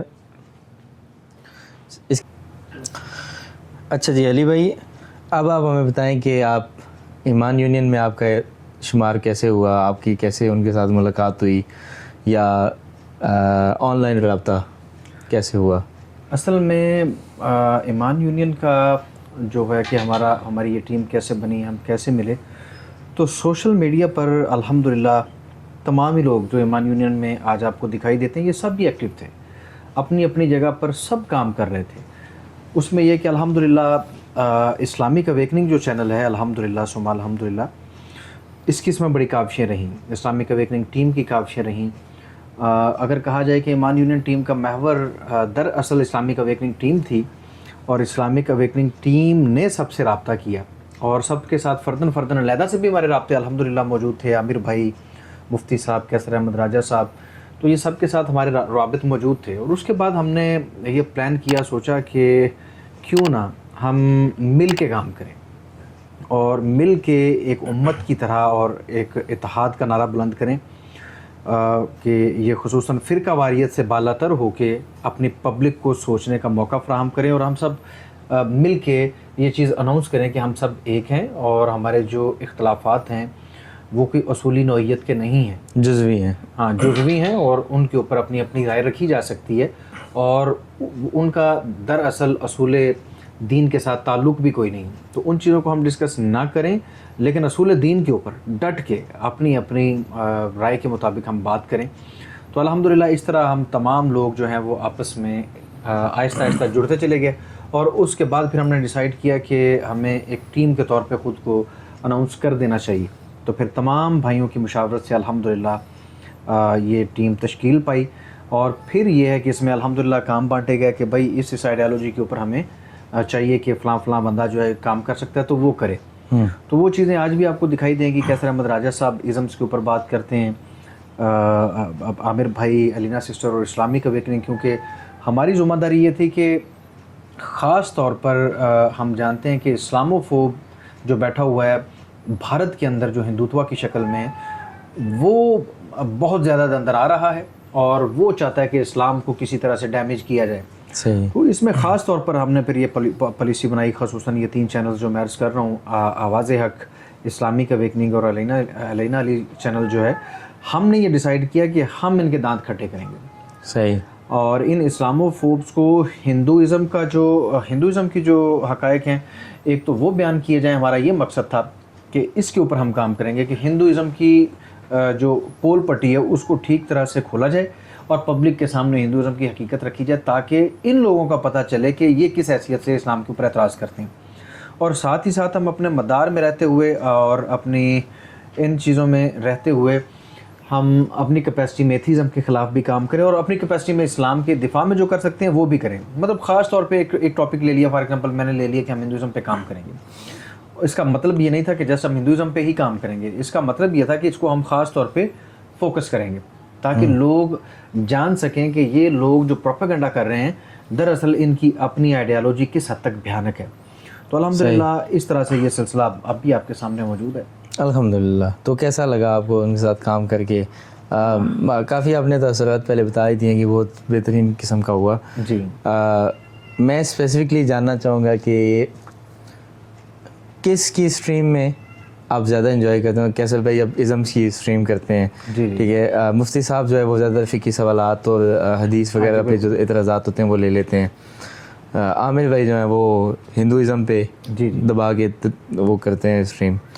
تو آپ کو کس کی اسٹریم میں جا کے, اپنی اسٹریم کے علاوہ کس میں مزہ آتا ہے زیادہ؟ ماشاءاللہ اگر دیکھا جائے ایمان یونین میں جتنے بھی چینلز ہیں الحمدللہ تمام کے تمام بے مثال کام کر رہے ہیں, لیکن ماشاءاللہ کیسر احمد راجہ صاحب جو ہیں ان کے اسٹریم میں جا کے میں زیادہ کمفرٹیبل فیل کرتا ہوں, بہت بیٹر فیل کرتا ہوں. ایسا نہیں ہے عامر بھائی کے پاس بھی جاؤں یا علینا سسٹر کے پاس جاؤں, جتنے بھی ہمارے چینلز ایمان یونین کے, اگر میں ان کے اوپر جاتا ہوں تو کمفرٹیبلی فیل کرتا ہوں, اچھا لگتا ہے. لیکن کیسر بھائی کے ساتھ زیادہ بہتر, وہ بہت دھیمے لہجے میں آرام سے لے کے چلتے ہیں, جتنا مرضی بندہ اگلا غصے میں ہو اس کو وہ ٹھنڈا کر دیتے ہیں. ایسا ہی ہے. تو ان کا وہ مزاج جو ہے ماشاءاللہ میں اس کو بڑا پسند کرتا ہوں, اور مزاج کے ساتھ ساتھ ماشاءاللہ سیکھنے کو بھی بہت کچھ ملتا ہے. سیکھنے کو بہت کچھ ملتا ہے. سیکھنے کو میں اپنی حیثیت میں بات کروں تو آپ سے, عامر بھائی سے بہت کچھ سیکھتا ہوں. کیسر بھائی سے میں شروع میں ان کی اسٹریم, اچھا میں اب سب سے تعارف میرا کیسر بھائی کی ویڈیو سے ہوا ہے. اچھا اچھا. ہاں مطلب پہلے میں نے ان کی دیکھنی شروع کی تھی. اچھا. اس کے بعد آپ مطلب ایمان یونین میں دیکھی جب ویڈیوز تو مجھے علمی لحاظ سے مفتی صاحب کا کام بہت ماشاءاللہ کیا اعلیٰ پائے گا ہے. اب وہ جو نکات بیان کرتے ہیں وہ ظاہر بات ہے, باقی اس میں کوئی شک. ہاں لیکن جو ایک ہوتا ہے نا کہ مطلب ویسٹرن ذہن کی جو پبلک ہوتی ہے وہ کیسر بھائی کی اسٹریمز میں آتی ہے, یہ اس بات سے کوئی انکار نہیں کر سکتا. جی. ازمز والی میں اس میں وہ جی لے کے آئیں, جی کانٹ کو لے کے آئیں گے, ہیگل کو لے کے آئیں گے, مطلب نیتھیے کو لے کے آ جائیں گے جی اس کو. تو اس کو کاؤنٹر کرنا میرے خیال میں تھوڑا سا ایک روایتی عالم کے لیے اور مطلب میرے جیسے طالب علم کے لیے زیادہ مشکل ہوتا ہے. لیکن کیسے بھائی اس کو بڑی خوبصورتی سے اس کو لے جاتے ہیں ماشاءاللہ. ہاں. کیسر احمد راجہ صاحب ماشاءاللہ اس کے ساتھ پھر سائنس کے حوالے سے, سائنس کے حوالے سے کافی الحمدللہ اللہ نے انہیں گرپ دی ہے. اللہ تعالیٰ ہمیشہ جب بھی یاد آتے ہیں کیسر بھائی تو ان کے لیے ساتھ میں دعائیں نکلتی ہیں کہ اللہ تعالیٰ انہیں کروٹ سلامت رکھے. الحمدللہ بہت بڑا احساس ہے ہمارا. آمین آمین. یہ ایک بہت بڑی نعمت ہوتی ہے کہ آپ کے پاس ہر طرح کا ہتھیار موجود ہے. الحمدللہ اس میں کوئی شک نہیں. تیر و تفنگ سے لے کے وہ موزر. جی الحمدللہ. چلے اچھا, اب ہم کچھ لوگوں کے بارے میں آپ سے پوچھیں گے, ٹھیک ہے؟ آپ اس کو 2-3 لائنوں میں بتائیں یا لمبا لے کے جانا چاہیں, آپ پہ ہے. جی. ویسے میں ریپڈ فائر بھی کرتا ہوتا ہوں کبھی کبھی, لیکن اس پوڈ کاسٹ کی نوعیت ایسی کہ ہمارے پاس ٹائم ہے, میں چیزوں کو کھل کے چاہتا ہوں کہ ایکسپلین کیا جائے. تو پہلے ہیں ہمارے محبوب جیلم کی آن, پاکستان کی شان, انجینئر محمد علی مرزا صاحب. ان کے بارے میں کیا آپ کلمہ دیکھیں کلمہ حسنہ بیان فرمائیں گے جن کے بارے میں آپ نے سوال کیا مرزا صاحب کے بارے میں. دیکھیں مرزا صاحب کی یہ بات تو بڑی بھلی لگتی تھی, بڑی اچھی لگتی تھی کہ فرقہ واریت سے دور ہو جانا چاہیے, یہ ہو جانا چاہیے, ہم سب کو ایک ہو جانا چاہیے اور ان چیزوں میں نہیں پڑنا چاہیے. یہ بات ان کی ٹھیک تھی, لیکن اگر وہ یہیں تک بات رکھتے تو میں سمجھتا ہوں کہ اللہ نے ان کو بڑی عزت دی تھی. لیکن اب جو آگے بڑھ کے ہر معاملے کے اندر مرزا صاحب نے ٹانگ اڑانی شروع کر دی ہے, بڑے برے طریقے سے میں سمجھتا ہوں کہ مرزا صاحب خود کو ایکسپوز کر رہے ہیں, خصوصاً سیکولرزم کے حوالے سے. اور پھر جو انہوں نے ٹرمز استعمال کی اسلامک سیکولرزم اور فلاں ڈھینگ, اور پھر ان لوگوں کو جو انہوں نے سپورٹ کیا, اب میں سمجھتا ہوں کہ اوور آل وہ اب مسلمانوں کے بالکل اگینسٹ جا رہے ہیں.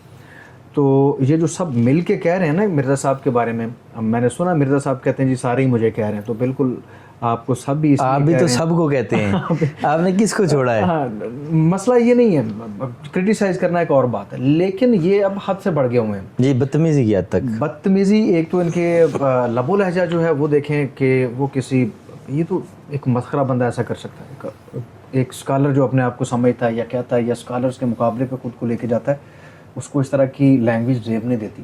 ایک تو یہ میں سمجھتا ہوں کہ بہت ان کی ذات کے اندر یہ نیگیٹو چیز شروع سے ہی تھی. اس کے بعد ایک بزدلی جس کو کہتے ہیں نا جی, ایک ہوتی ہے غیرت, ایک ہوتی ہے انسان کے اندر بزدلی.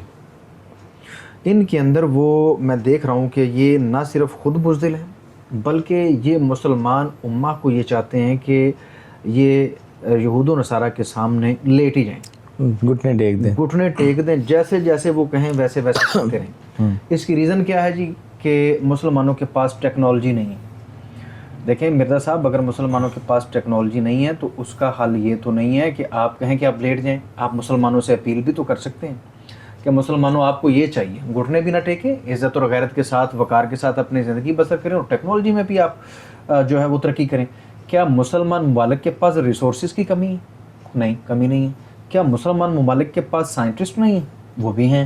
کیا مسلمان ممالک کے پاس پیسے نہیں ہیں؟ وہ بھی ہیں. اب جتنی چیزیں چاہیے تھیں وہ تو سب کی سب ہیں. تو مرزا صاحب یہ پیغام بھی تو دے سکتے تھے کہ ہم اگر مل کے کوئی بھی کام کرنا چاہیں بحیثیت مسلمان قوم, اگر ہم ایک دوسرے کو سپورٹ کریں تو کون سا وہ کام ہے یا وہ کون سی ٹیکنالوجی ہے یا وہ کون سی طاقت ہے جو ہمارے سامنے کھڑی ہو سکتی ہے. یہ ایک پازیٹیو پیغام ہو سکتا تھا.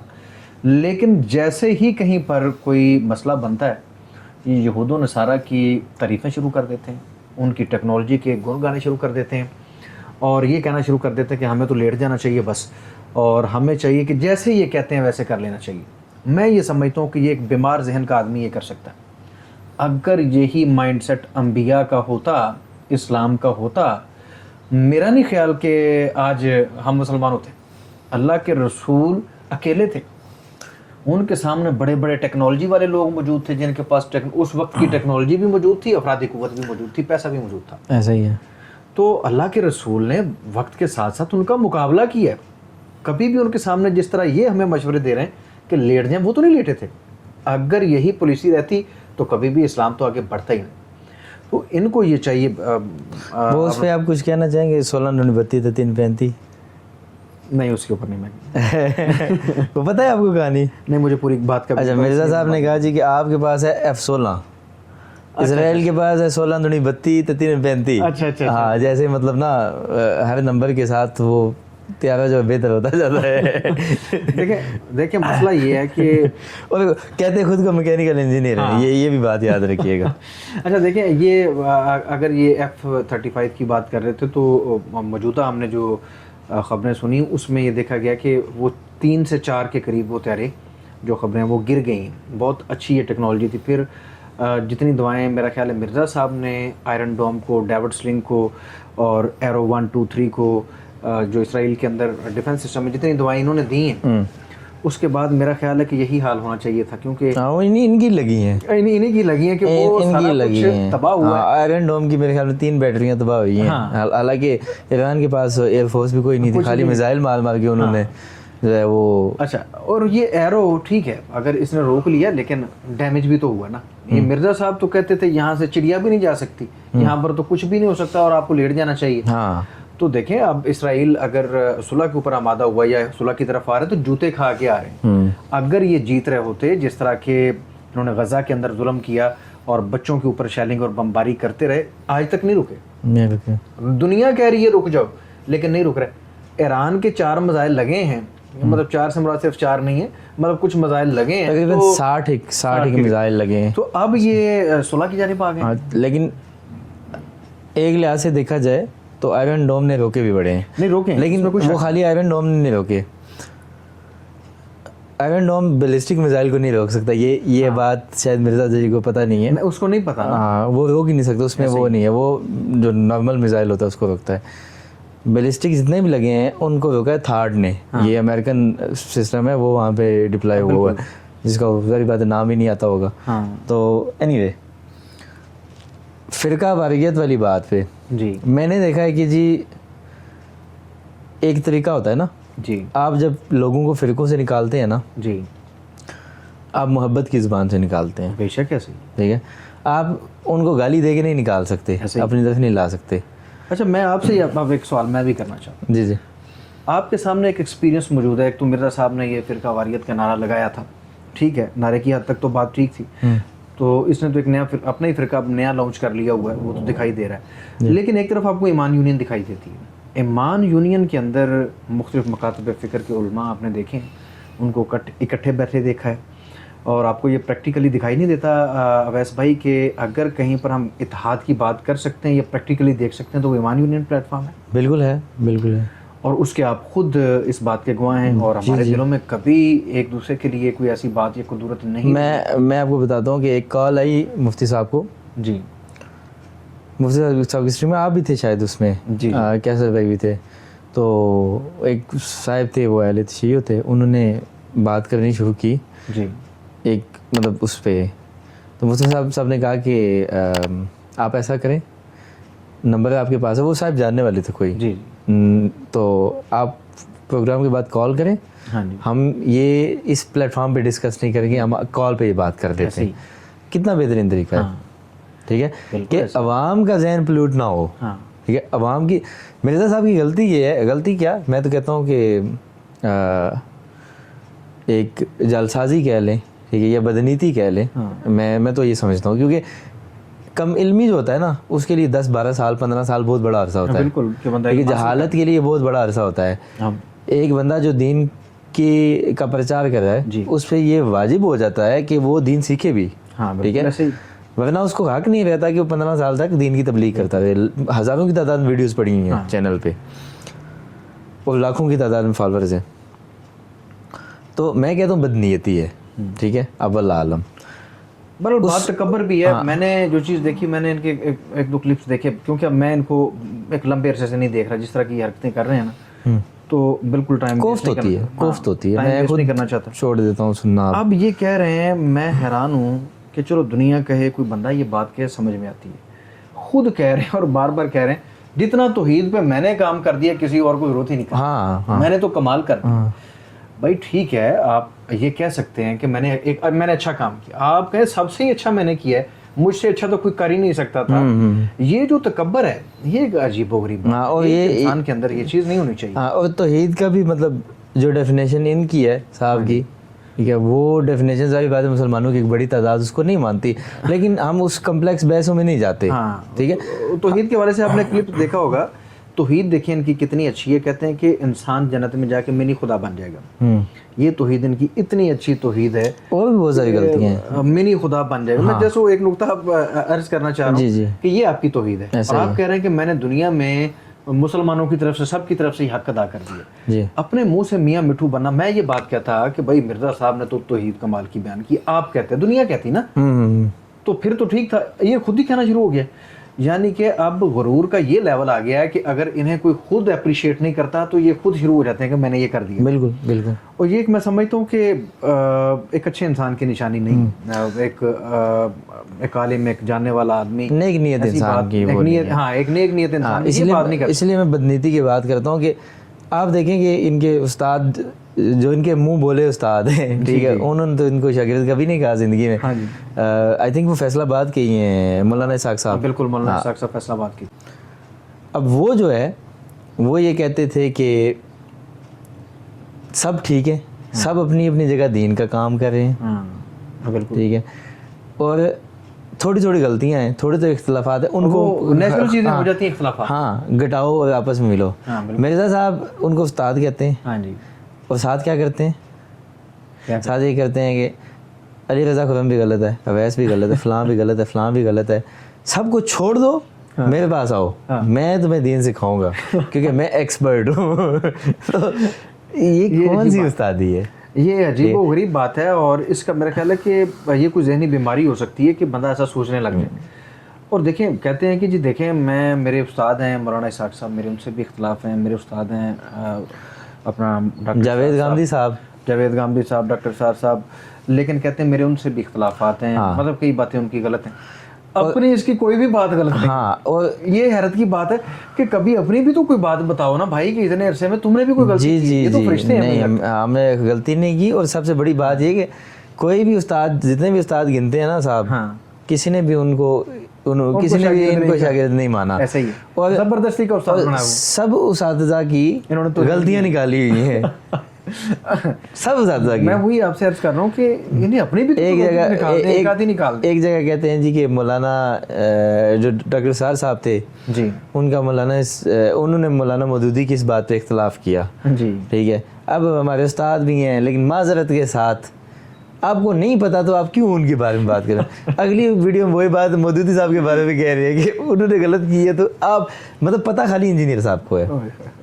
کبھی کبھی میرا دل چاہتا ہوتا ہے ان کی کوئی بات اس طرح کی, کبھی دل نہیں کیا کہ جا کے ایک بار سامان باندھ کے جیلم اکیڈمی چلے جائیں اور وہاں پہ درد. ہم جیلم گئے ہیں, نہیں موقع ان سے بات کرنے کا نہیں ملا. اصل میں ان کی ٹیم جو تھی ان کے ساتھ ہماری بات تو ہوئی, لیکن جب ہم وہاں پر پہنچے تو انہوں نے بات آگے ان تک نہ پہنچائی. خیر ان سے ملاقات ضرور ہوئی ہے, تو کوشش کرتے ہیں, دیکھتے ہیں کہ نیکسٹ کبھی زندگی میں موقع ملا. لیکن اتنا ٹائم آپ ویسٹ اب آپ جتنے فیمس ہو گئے آپ مشکل ہے. وہ تبھی تک ملتے ہیں جب تک پتہ نہیں ہوتا کہ یہ بندہ کون ہے. نہیں, ہمارا تو انہیں پتہ ہے کہ الحمدللہ ایمان یونین ٹیم کا مجھے جانتے ہیں بڑے اچھے طریقے سے. آپ جانتے ہیں ایمان یونین کے حوالے سے, کیسر احمد راجہ صاحب کے حوالے سے.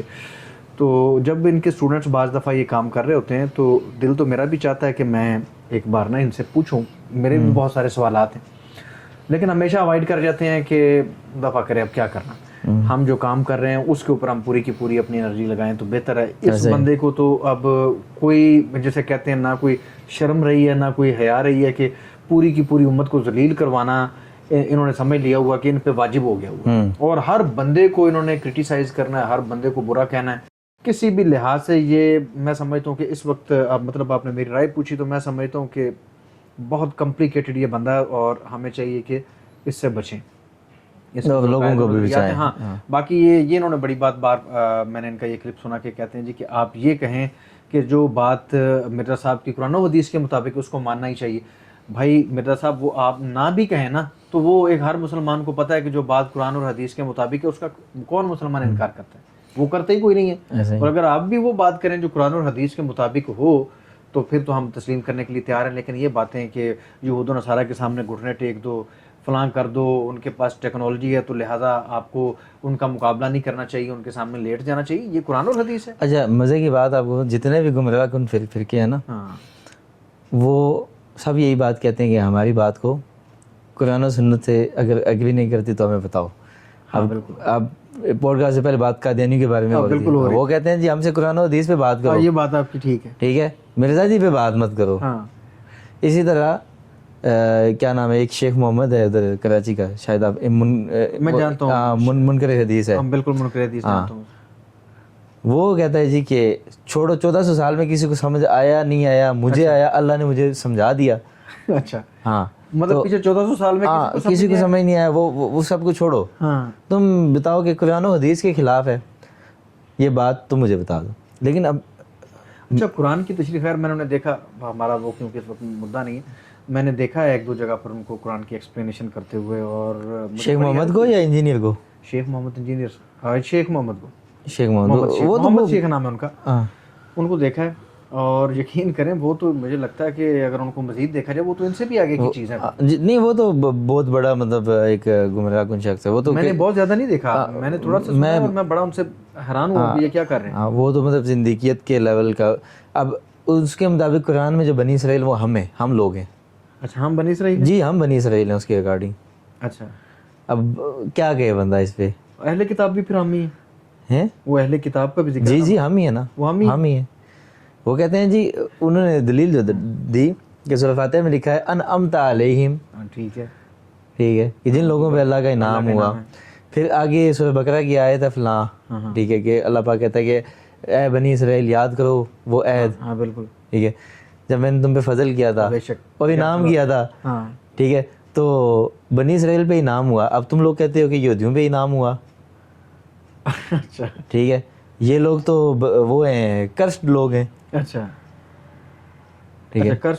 ہاں قرآن میں جو بنی اسرائیل کا ذکر ہے وہ ہم ہیں, اچھا کیونکہ ہمیں اسلام کی دولت ملی ہے. اچھا یہ انہیں کیسے اس بات کا پتہ چلا کہ آج سے 1450 سال یہ اللہ نے ان پہ شرح صدر کیا ہے. اچھا یہ جی یہ ان کا بیان ہے. اور اس سے پہلے کسی کو شرح صدر نہیں ہوا؟ نہیں ہو ہی نہیں سکتا, ہو ہی نہیں تھے, سکتا. صحابہ موجود تھے, تابعین موجود تھے, پھر محدثین موجود تھے, کسی پہ بھی جب بندہ انکار حدیث میں جاتا ہے نا, تو مطلب مکمل انکار حدیث کی بات کر رہا ہوں, جی جب بالکل ہی اس کو یہ اس طرح کا بندہ ہے, اچھا اچھا, تو اس کے لیے قرآن و حدیث جو ہم کہتے ہیں کہ صحابہ نے کیا کہا یا اہل بیت نے کیا کہا یا رسول اللہ نے کیا کہا صلی اللہ علیہ وسلم, اس کے لیے وہ میٹر نہیں کرتا.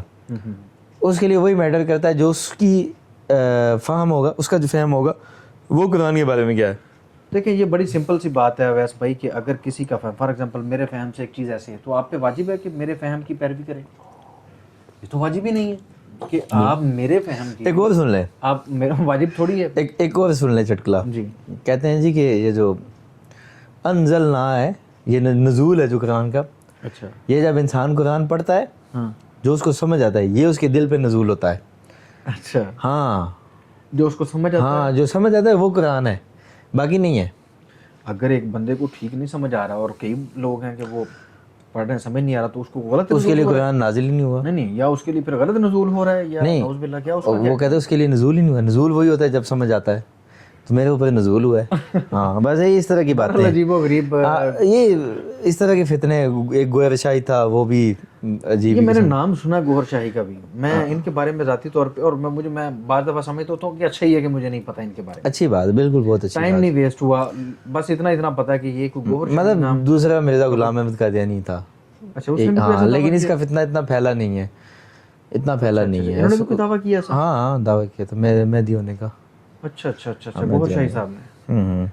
اچھا, اگلی یہ شخصیت ہے ہمارے پاس, انجینئر صاحب نے کافی وقت لیا ہے, آئرن ڈوم حفظ اللہ تعالیٰ. جی بالکل. جی آگے ہے جاوید احمد گامدی صاحب.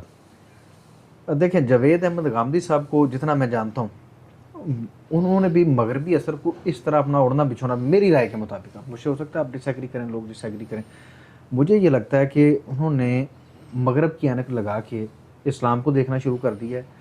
اور اب وہ بہت ساری چیزیں جو ہیں ان کو کیونکہ اس گلاس سے دیکھ رہے ہوتے ہیں, تو پھر وہ ان کے اوپر اب وہی مغرب کی چھتری تان کے اسلام کا ایک تانا بانا بن کے لوگوں کے سامنے ایسا اسلام پیش کرتے ہیں جو مغرب کو بھی ساتھ ساتھ پسند آ جائے, یورپ کو بھی پسند آنا چاہیے. تو ان کی تعلیمات میں نے اس طرح کا دیکھا, اور لبرلزم اور ان چیزوں کو جس طرح مرزا صاحب سپورٹ کرتے ہیں, اسی طرح ایک لحاظ سے میں سمجھتا ہوں کہ گامدی صاحب بھی اس طرح کی فکر رکھتے ہیں.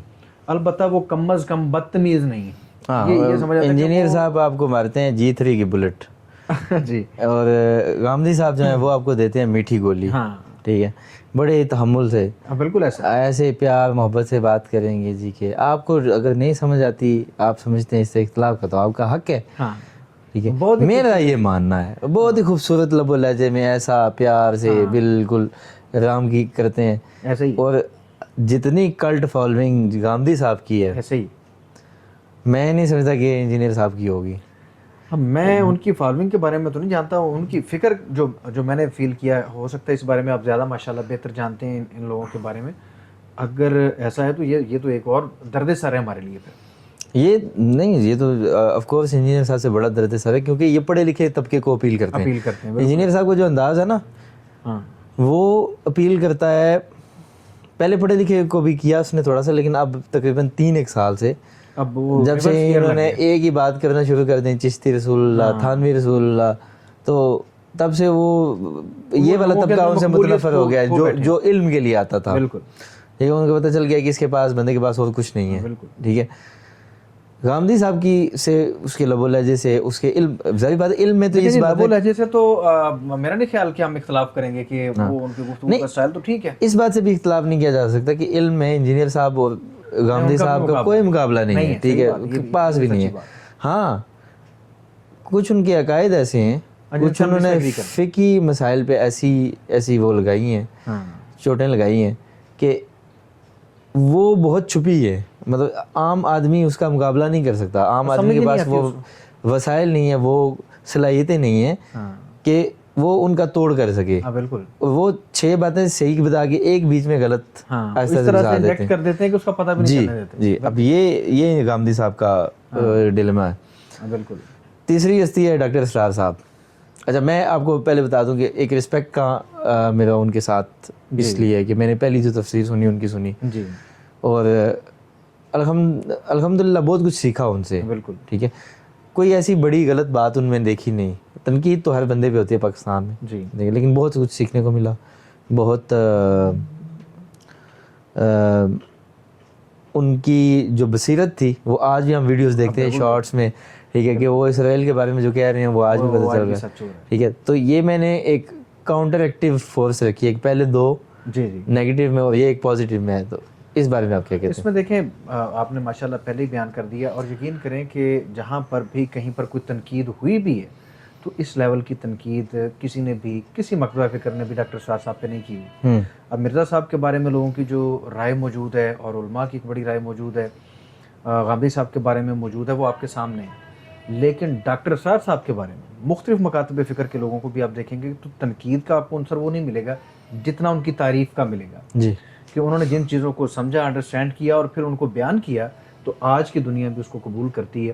اور پھر خصوصاً جیسا کہ آپ نے عرض کیا، ذکر کیا کہ انہوں نے جو پریڈکشنز کیں یہود و نصارہ کی حرکتوں کو دیکھتے ہوئے اور اسلام کی تعلیمات کو سامنے رکھتے ہوئے آج بھی ہم دیکھتے ہیں کہ وہ چیزیں ایز اٹ از سچ ہو رہی ہیں. تو ان کی سیاسی بصیرت، دور اندیشی اور ان چیزوں سے ہم انکار نہیں کر سکتے. اور انہوں نے جو خدمات کی ہیں اسلام کے لیے، جو انہوں نے خدمات دی، اپنے آپ کو سرو کیا ہے اور انہوں نے اپنی پوری زندگی دی ہے، ان کی ان خدمات سے میرا نہیں خیال کہ کوئی بھی مکتبہ فکر کا بندہ ان کی ان خدمات کو کہے گا کہ جی مطلب ان کو کسی کھاتے میں نہیں لگا، ایسا ہو نہیں سکتا. ان کو اپریشیٹ کرنا پڑے گا. بالکل. تو اس لحاظ سے میں سمجھتا ہوں کہ بہت ہی قابل احترام عالم دین تھے. اللہ تعالیٰ ان کو کروٹ جو ہے وہ جنت فردوس میں جگہ عطا فرمائے اور ان کے لیے اگلی زندگی آسان فرمائے. آمین آمین. اچھا جی، آگے آپ نے ایک کورس سٹارٹ کیا تھا، اس کے بارے میں بتائیں کہ آپ وہ کیسے، اس کا میڈیم کیا ہے اور اس کا اسٹرکچر کیا ہے، مطلب آپ کس طرح اس کو لے کے چلتے ہیں جی، اور آگے آپ کے اس کے بارے میں کیا پلان ہے؟ نام بھی اس کا بتا دیجیے گا ساتھ ہی. دیکھیں کورس میں نے سٹارٹ کیا تھا اور یہ میری خواہش تھی اور الحمدللہ پہلے تو میں بتاؤں گا کہ اس کا نام میں نے کورس کا رکھا وائی اونلی اسلام. اس میں مقصد یہ تھا، سب سے پہلا مقصد تو یہ تھا کہ اپنے مسلمان بہنوں بھائیوں کو یہ پتہ ہو یا یہ میں بتاؤں، یہ سکھاؤں کہ اسلام ہی کیوں بہتر ہے. صحیح.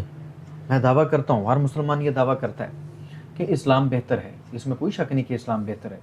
میں یہ چاہتا تھا کہ اس کورس کی مدد سے ہم اپنے مسلمان بہنوں بھائیوں کو اتنا ایجوکیٹ کر دیں کہ وہ بتا بھی پائیں، ان کے پاس ریزن ہوگا کہ اسلام کیوں بہتر ہے. فار ایگزامپل ایتھیزم سے اسلام کیوں بہتر ہے، جینزم سے، بدھزم سے، ہندوازم سے، کرسچینٹی سے، جوڈائزم سے اسلام کیوں بہتر ہے.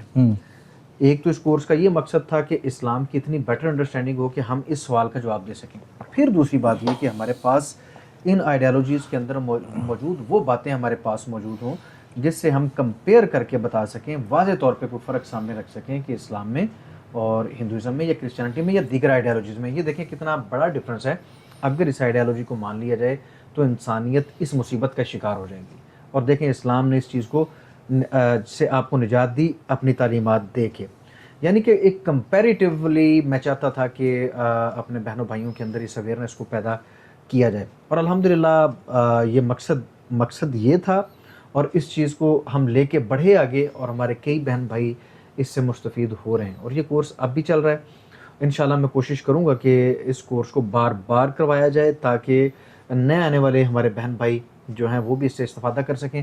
اس کا سٹرکچر یہ رکھا میں نے کہ اس میں لائیو رکھتے ہیں. ایک تو یہ کورس کی کلاس ہوتی ہے لائیو, تو ویکلی ہمارے اوور آل چل رہے تھے 8 لیکچر ہوتے تھے جس میں مختلف ٹیچرز ہوتے تھے, مختلف ٹرینرز ہوتے تھے, کیسر احمد راجہ صاحب, علامہ صاحب, مطلب کوئی عالم دین بھی بیچ میں ہوتے تھے, اور میں طالب علم بھی ہوتا تھا. عامر بھائی جو ہیں ان سے بھی گزارش کی تھی وہ بھی تشریف لائے, اور دوست احباب جو ہیں ان سے بھی کہا کہ وہ تشریف لائیں. یعنی کہ بہترین سے بہترین ٹرینر لانے کی کوشش کی وہاں پر کہ جس ٹاپک کے اوپر کوئی ہمارے بھائی ایکسپرٹ ہیں, کوئی اسکالر ایکسپرٹ ہیں, تو اس ٹاپک کے اوپر بات کریں تاکہ زیادہ بیٹر انداز سے ہم یہ مقدمہ رکھ سکیں کہ ہمیں اسلام ہی کو کیوں چوز کرنا چاہیے مختلف آئیڈیالوجیز میں. میں یہ سمجھتا ہوں کہ اس کورس کو لینے کے بعد ہم اس قابل ہو جائیں گے کہ کسی بھی آئیڈیالوجی رکھنے والے سے, جو بڑی میجر آئیڈیالوجیز ہیں, اب ہر آئیڈیالوجی کو تو ہم ڈسکس نہیں کر سکتے. فار ایگزامپل سناتن دھرم ہے, کرسچینٹی ہے, جوڈائزم ہے, ایتھیزم ہے, سیکولرزم ہے, یہ فیمنزم, یہ جتنے ازمز ہیں یہ سارے ہم اس قابل ہو جائیں گے کہ ہم ان سے بات کر کے بتا پائیں کہ اسلام آپ کی اس آئیڈیالوجی سے بہتر کیوں ہے. یہ اویئرنیس پیدا کرنا ہمارا مقصد تھا, اور الحمدللہ اس میں ہم کامیاب ہوئے ہیں. الحمدللہ. تو اس میں کلاسز کتنی ہوتی ہیں؟ 1 ماہ کے اندر 8 کلاسز رہی ہیں. اب میرا خیال ہے کہ اس کو ایڈوانس لیول میں ہم لے کے جا رہے ہیں. صحیح. تو اب یہ کوشش کریں گے کہ کیونکہ کورس کا 4تھا 5واں مرحلہ آ گیا, اس میں ہم کورس کے اندر کلاسز رکھیں گے انشاءاللہ 4 کلاسز رکھیں گے.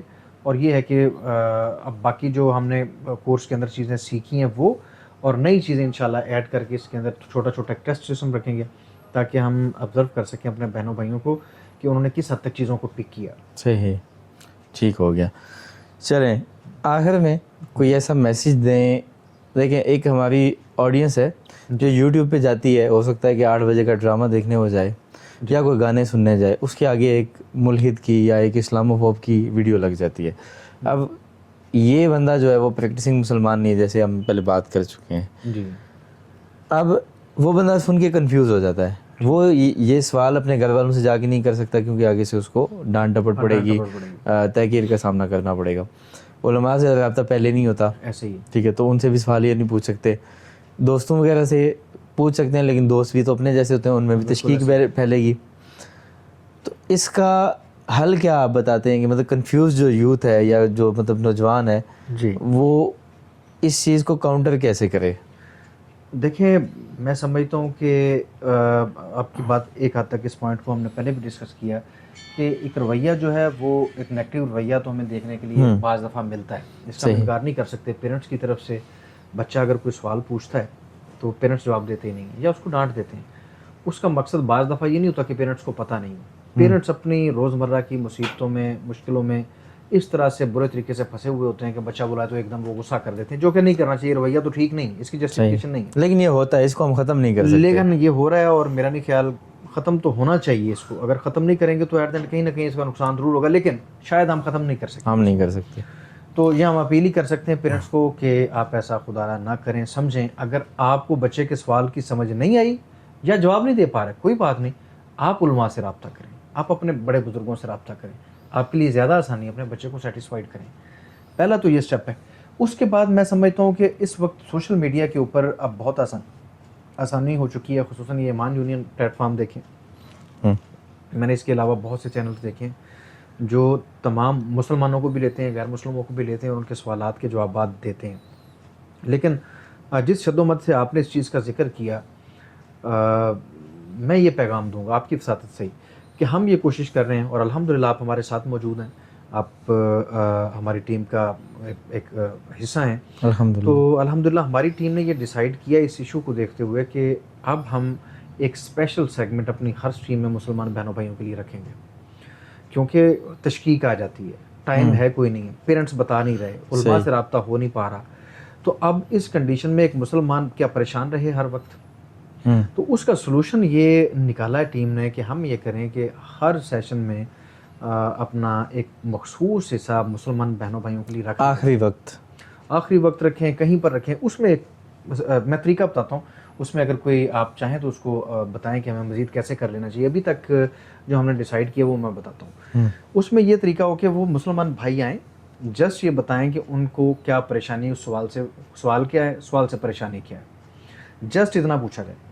اسٹریم اگلی میں آ جائیں, اس سوال کا جواب ہم اگلی اسٹریم میں زیادہ بیٹر انداز سے ریفرنسز کے ساتھ علماء سے ڈسکس کر کے ان سوالات کو آپ کی خدمت میں پیش کرتے چلے جائیں. اگر ہمیں نہیں آتا تو زیادہ تر سوالات تو ایسا ہونا نہیں ہے, زیادہ تر سوالات آپ کی بات کٹ رہی ہے ریسائیکلڈ ہوئے آتے ہیں. ہاں مطلب ایک میں آتے ہوئے بات کر رہا تھا یہ حامد بھائی سے کہ 95% پرابلم آف ایول کا مسئلہ ہوتا ہے جو ایتھیزم کی طرف لے جاتا ہے. یہ دنیا میں اتنا درد ہے تو خدا نہیں ہے. بالکل ایسا ہی ہے, ٹھیک ہے, ہاں 95%. تو اس طرح کے سوال واپس آ جاتے ہیں. پھر کچھ سائنسی ہوتے ہیں, سائنس سے ریلیٹڈ جی سائنس یہ کہتی ہے, آپ کو قرآن یہ کہتا ہے, ٹھیک ہے, تو ان دونوں میں کوئی وہ نہیں ہے, اس لیے سائنس سچی ہے. اچھا اس میں آپ کی میں تجویز چاہ رہا ہوں کیونکہ آپ سے اس معاملے میں بات نہیں ہوئی, اسی لیے بات نہیں ہو پائی تھی کہ آپ بزی تھے تھوڑا سا, اور مجھے یہ تھا کہ جب ملیں گے تو بات کریں گے. اب کیونکہ بات ہو ہی گئی ہے تو ابھی پبلک کے سامنے یہ بات آپ رکھیں. میری تجویز تو یہ تھی کہ اس کی حکمت یہ تھی کہ ہم ایک ٹاپک رکھا ہوا, فار ایگزامپل ہم نے ٹاپک رکھا وومن رائٹس یا concept of God in Sanatan and Islam. ہم اس ٹاپک کو ڈسٹرب نہیں کریں گے. اس میں مسلمان بھائی آ کے جسٹ اپنا سوال لکھوا دیں. یہ نہیں, اس کا مطلب یہ نہیں کہ ہمیں جواب نہیں آتا, اس کا مطلب یہ کہ ہم ٹاپک نہیں ہے, ہاں ٹاپک نہیں ہے, ٹائم نہیں ضائع, لیکن آپ کا سوال ہم نے لے لیا, آپ کو رسپیکٹ دی, آپ کا سوال لے لیا. اگلی اسٹریم میں آپ کے نام کے ساتھ آپ کے سوال کو دہرایا جائے گا, اس کا پراپر جواب دے دیا جائے گا, کہیں سے بھی ٹائم نکال کے. ٹاپک ہم کوئی بھی رکھیں, اس طرح ایک سلسلہ بن جائے گا. اور ہر اسٹریم میں ہم اگر فار ایگزامپل ہر اسٹریم میں ہمارے پاس 5 سوال آ جاتے ہیں, 3 آ جاتے ہیں, اگر ہم ایک کا بھی جواب دینا شروع کر دیں, 2 کا کر کے بھی, تو انشاءاللہ ایک پلے لسٹ ہمارے پاس تیار ہو جائے گی ان سوالات کی جو ریپیٹ ہو رہے ہیں. تو پھر ہم دوبارہ ریکمینڈ کریں گے بھائی وہ وہاں پر چلے جاؤ. تو آپ کی تجویز کیا ہے؟ ہم تو یہ سوچ رہے ہیں کہ ہم یہ کر سکتے ہیں اپنے اینڈ سے. میرے خیال سے ایک اوپن اسٹریم رکھنی چاہیے جس میں سب کو کوئی بھی سوال کرنے کی اجازت ہو. آف کورس دین سے ریلیٹڈ, اب ظاہری بات ہے وہ کسی سنگر کے بارے میں سے پوچھیں گے تو وہ تو ہمیں نہیں ہے پتہ. دین کے بارے میں کوئی بھی سوال کسی بھی ٹاپک سے ریلیٹڈ اس کو ہم لکھ لیں گے. ہاں ایک اسٹریم ایسی مہینے میں ایک ہو جائے, ٹھیک ہے, لیکن ایک ہونی چاہیے جس میں ان لوگوں کی بھی تشنگی جو ہمیں سنتے ہیں ڈیلی لیکن ان کو سوال کرنے کا موقع نہیں ملتا. ٹھیک ہے, تو یہ ایک میرے ذہن میں ہے. انشاءاللہ اگر اللہ نے توفیق دی اس کو بھی کریں گے اور اس کو بھی جاری رکھیں ساتھ میں, تو آپ کے خیال سے یہ بہتر رہے گا. جی جی بالکل بہتر رہے گا. باقی یہ دیکھیں جی کہ اوپن آنسر کویسچن سیشن رکھنا ہے تو میں تو بالکل آپ کے ساتھ ہوں, آپ جب چاہیں رکھیں, ہم انشاءاللہ تعالی حاضر ہیں. تو ناظرین یہ آپ دیکھ رہے ہیں, ہم آپ کے سامنے یہ اعلان کیا جا رہا ہے کہ ہماری ایک نئی اسٹریم شروع ہونے جا رہی ہے انشاءاللہ تعالی. ہفتے میں ایک دن ہم کوشش کریں گے کہ میں, علی بھائی اور جو بھی دوست دوسرے جن کے پاس وقت ہوگا اور ہمیں وہ عنایت کریں گے, تو ہم انشاءاللہ اس کو کسی ایک خاص دن شروع, ابھی دن ڈیسائیڈ نہیں ہوا, بس یہ ہے کہ ٹائم تقریباً پاکستانی وقت 4 سے 6 یا 7 بجے کے درمیان ہوگا انشاءاللہ. تو یہ تھی جی ہماری آج کی پوڈ کاسٹ کی ایپیسوڈ. امید ہے آپ کو پسند آئے گی. انشاءاللہ اگلی ایپیسوڈ میں ملتے ہیں. السلام علیکم ورحمۃ اللہ وبرکاتہ.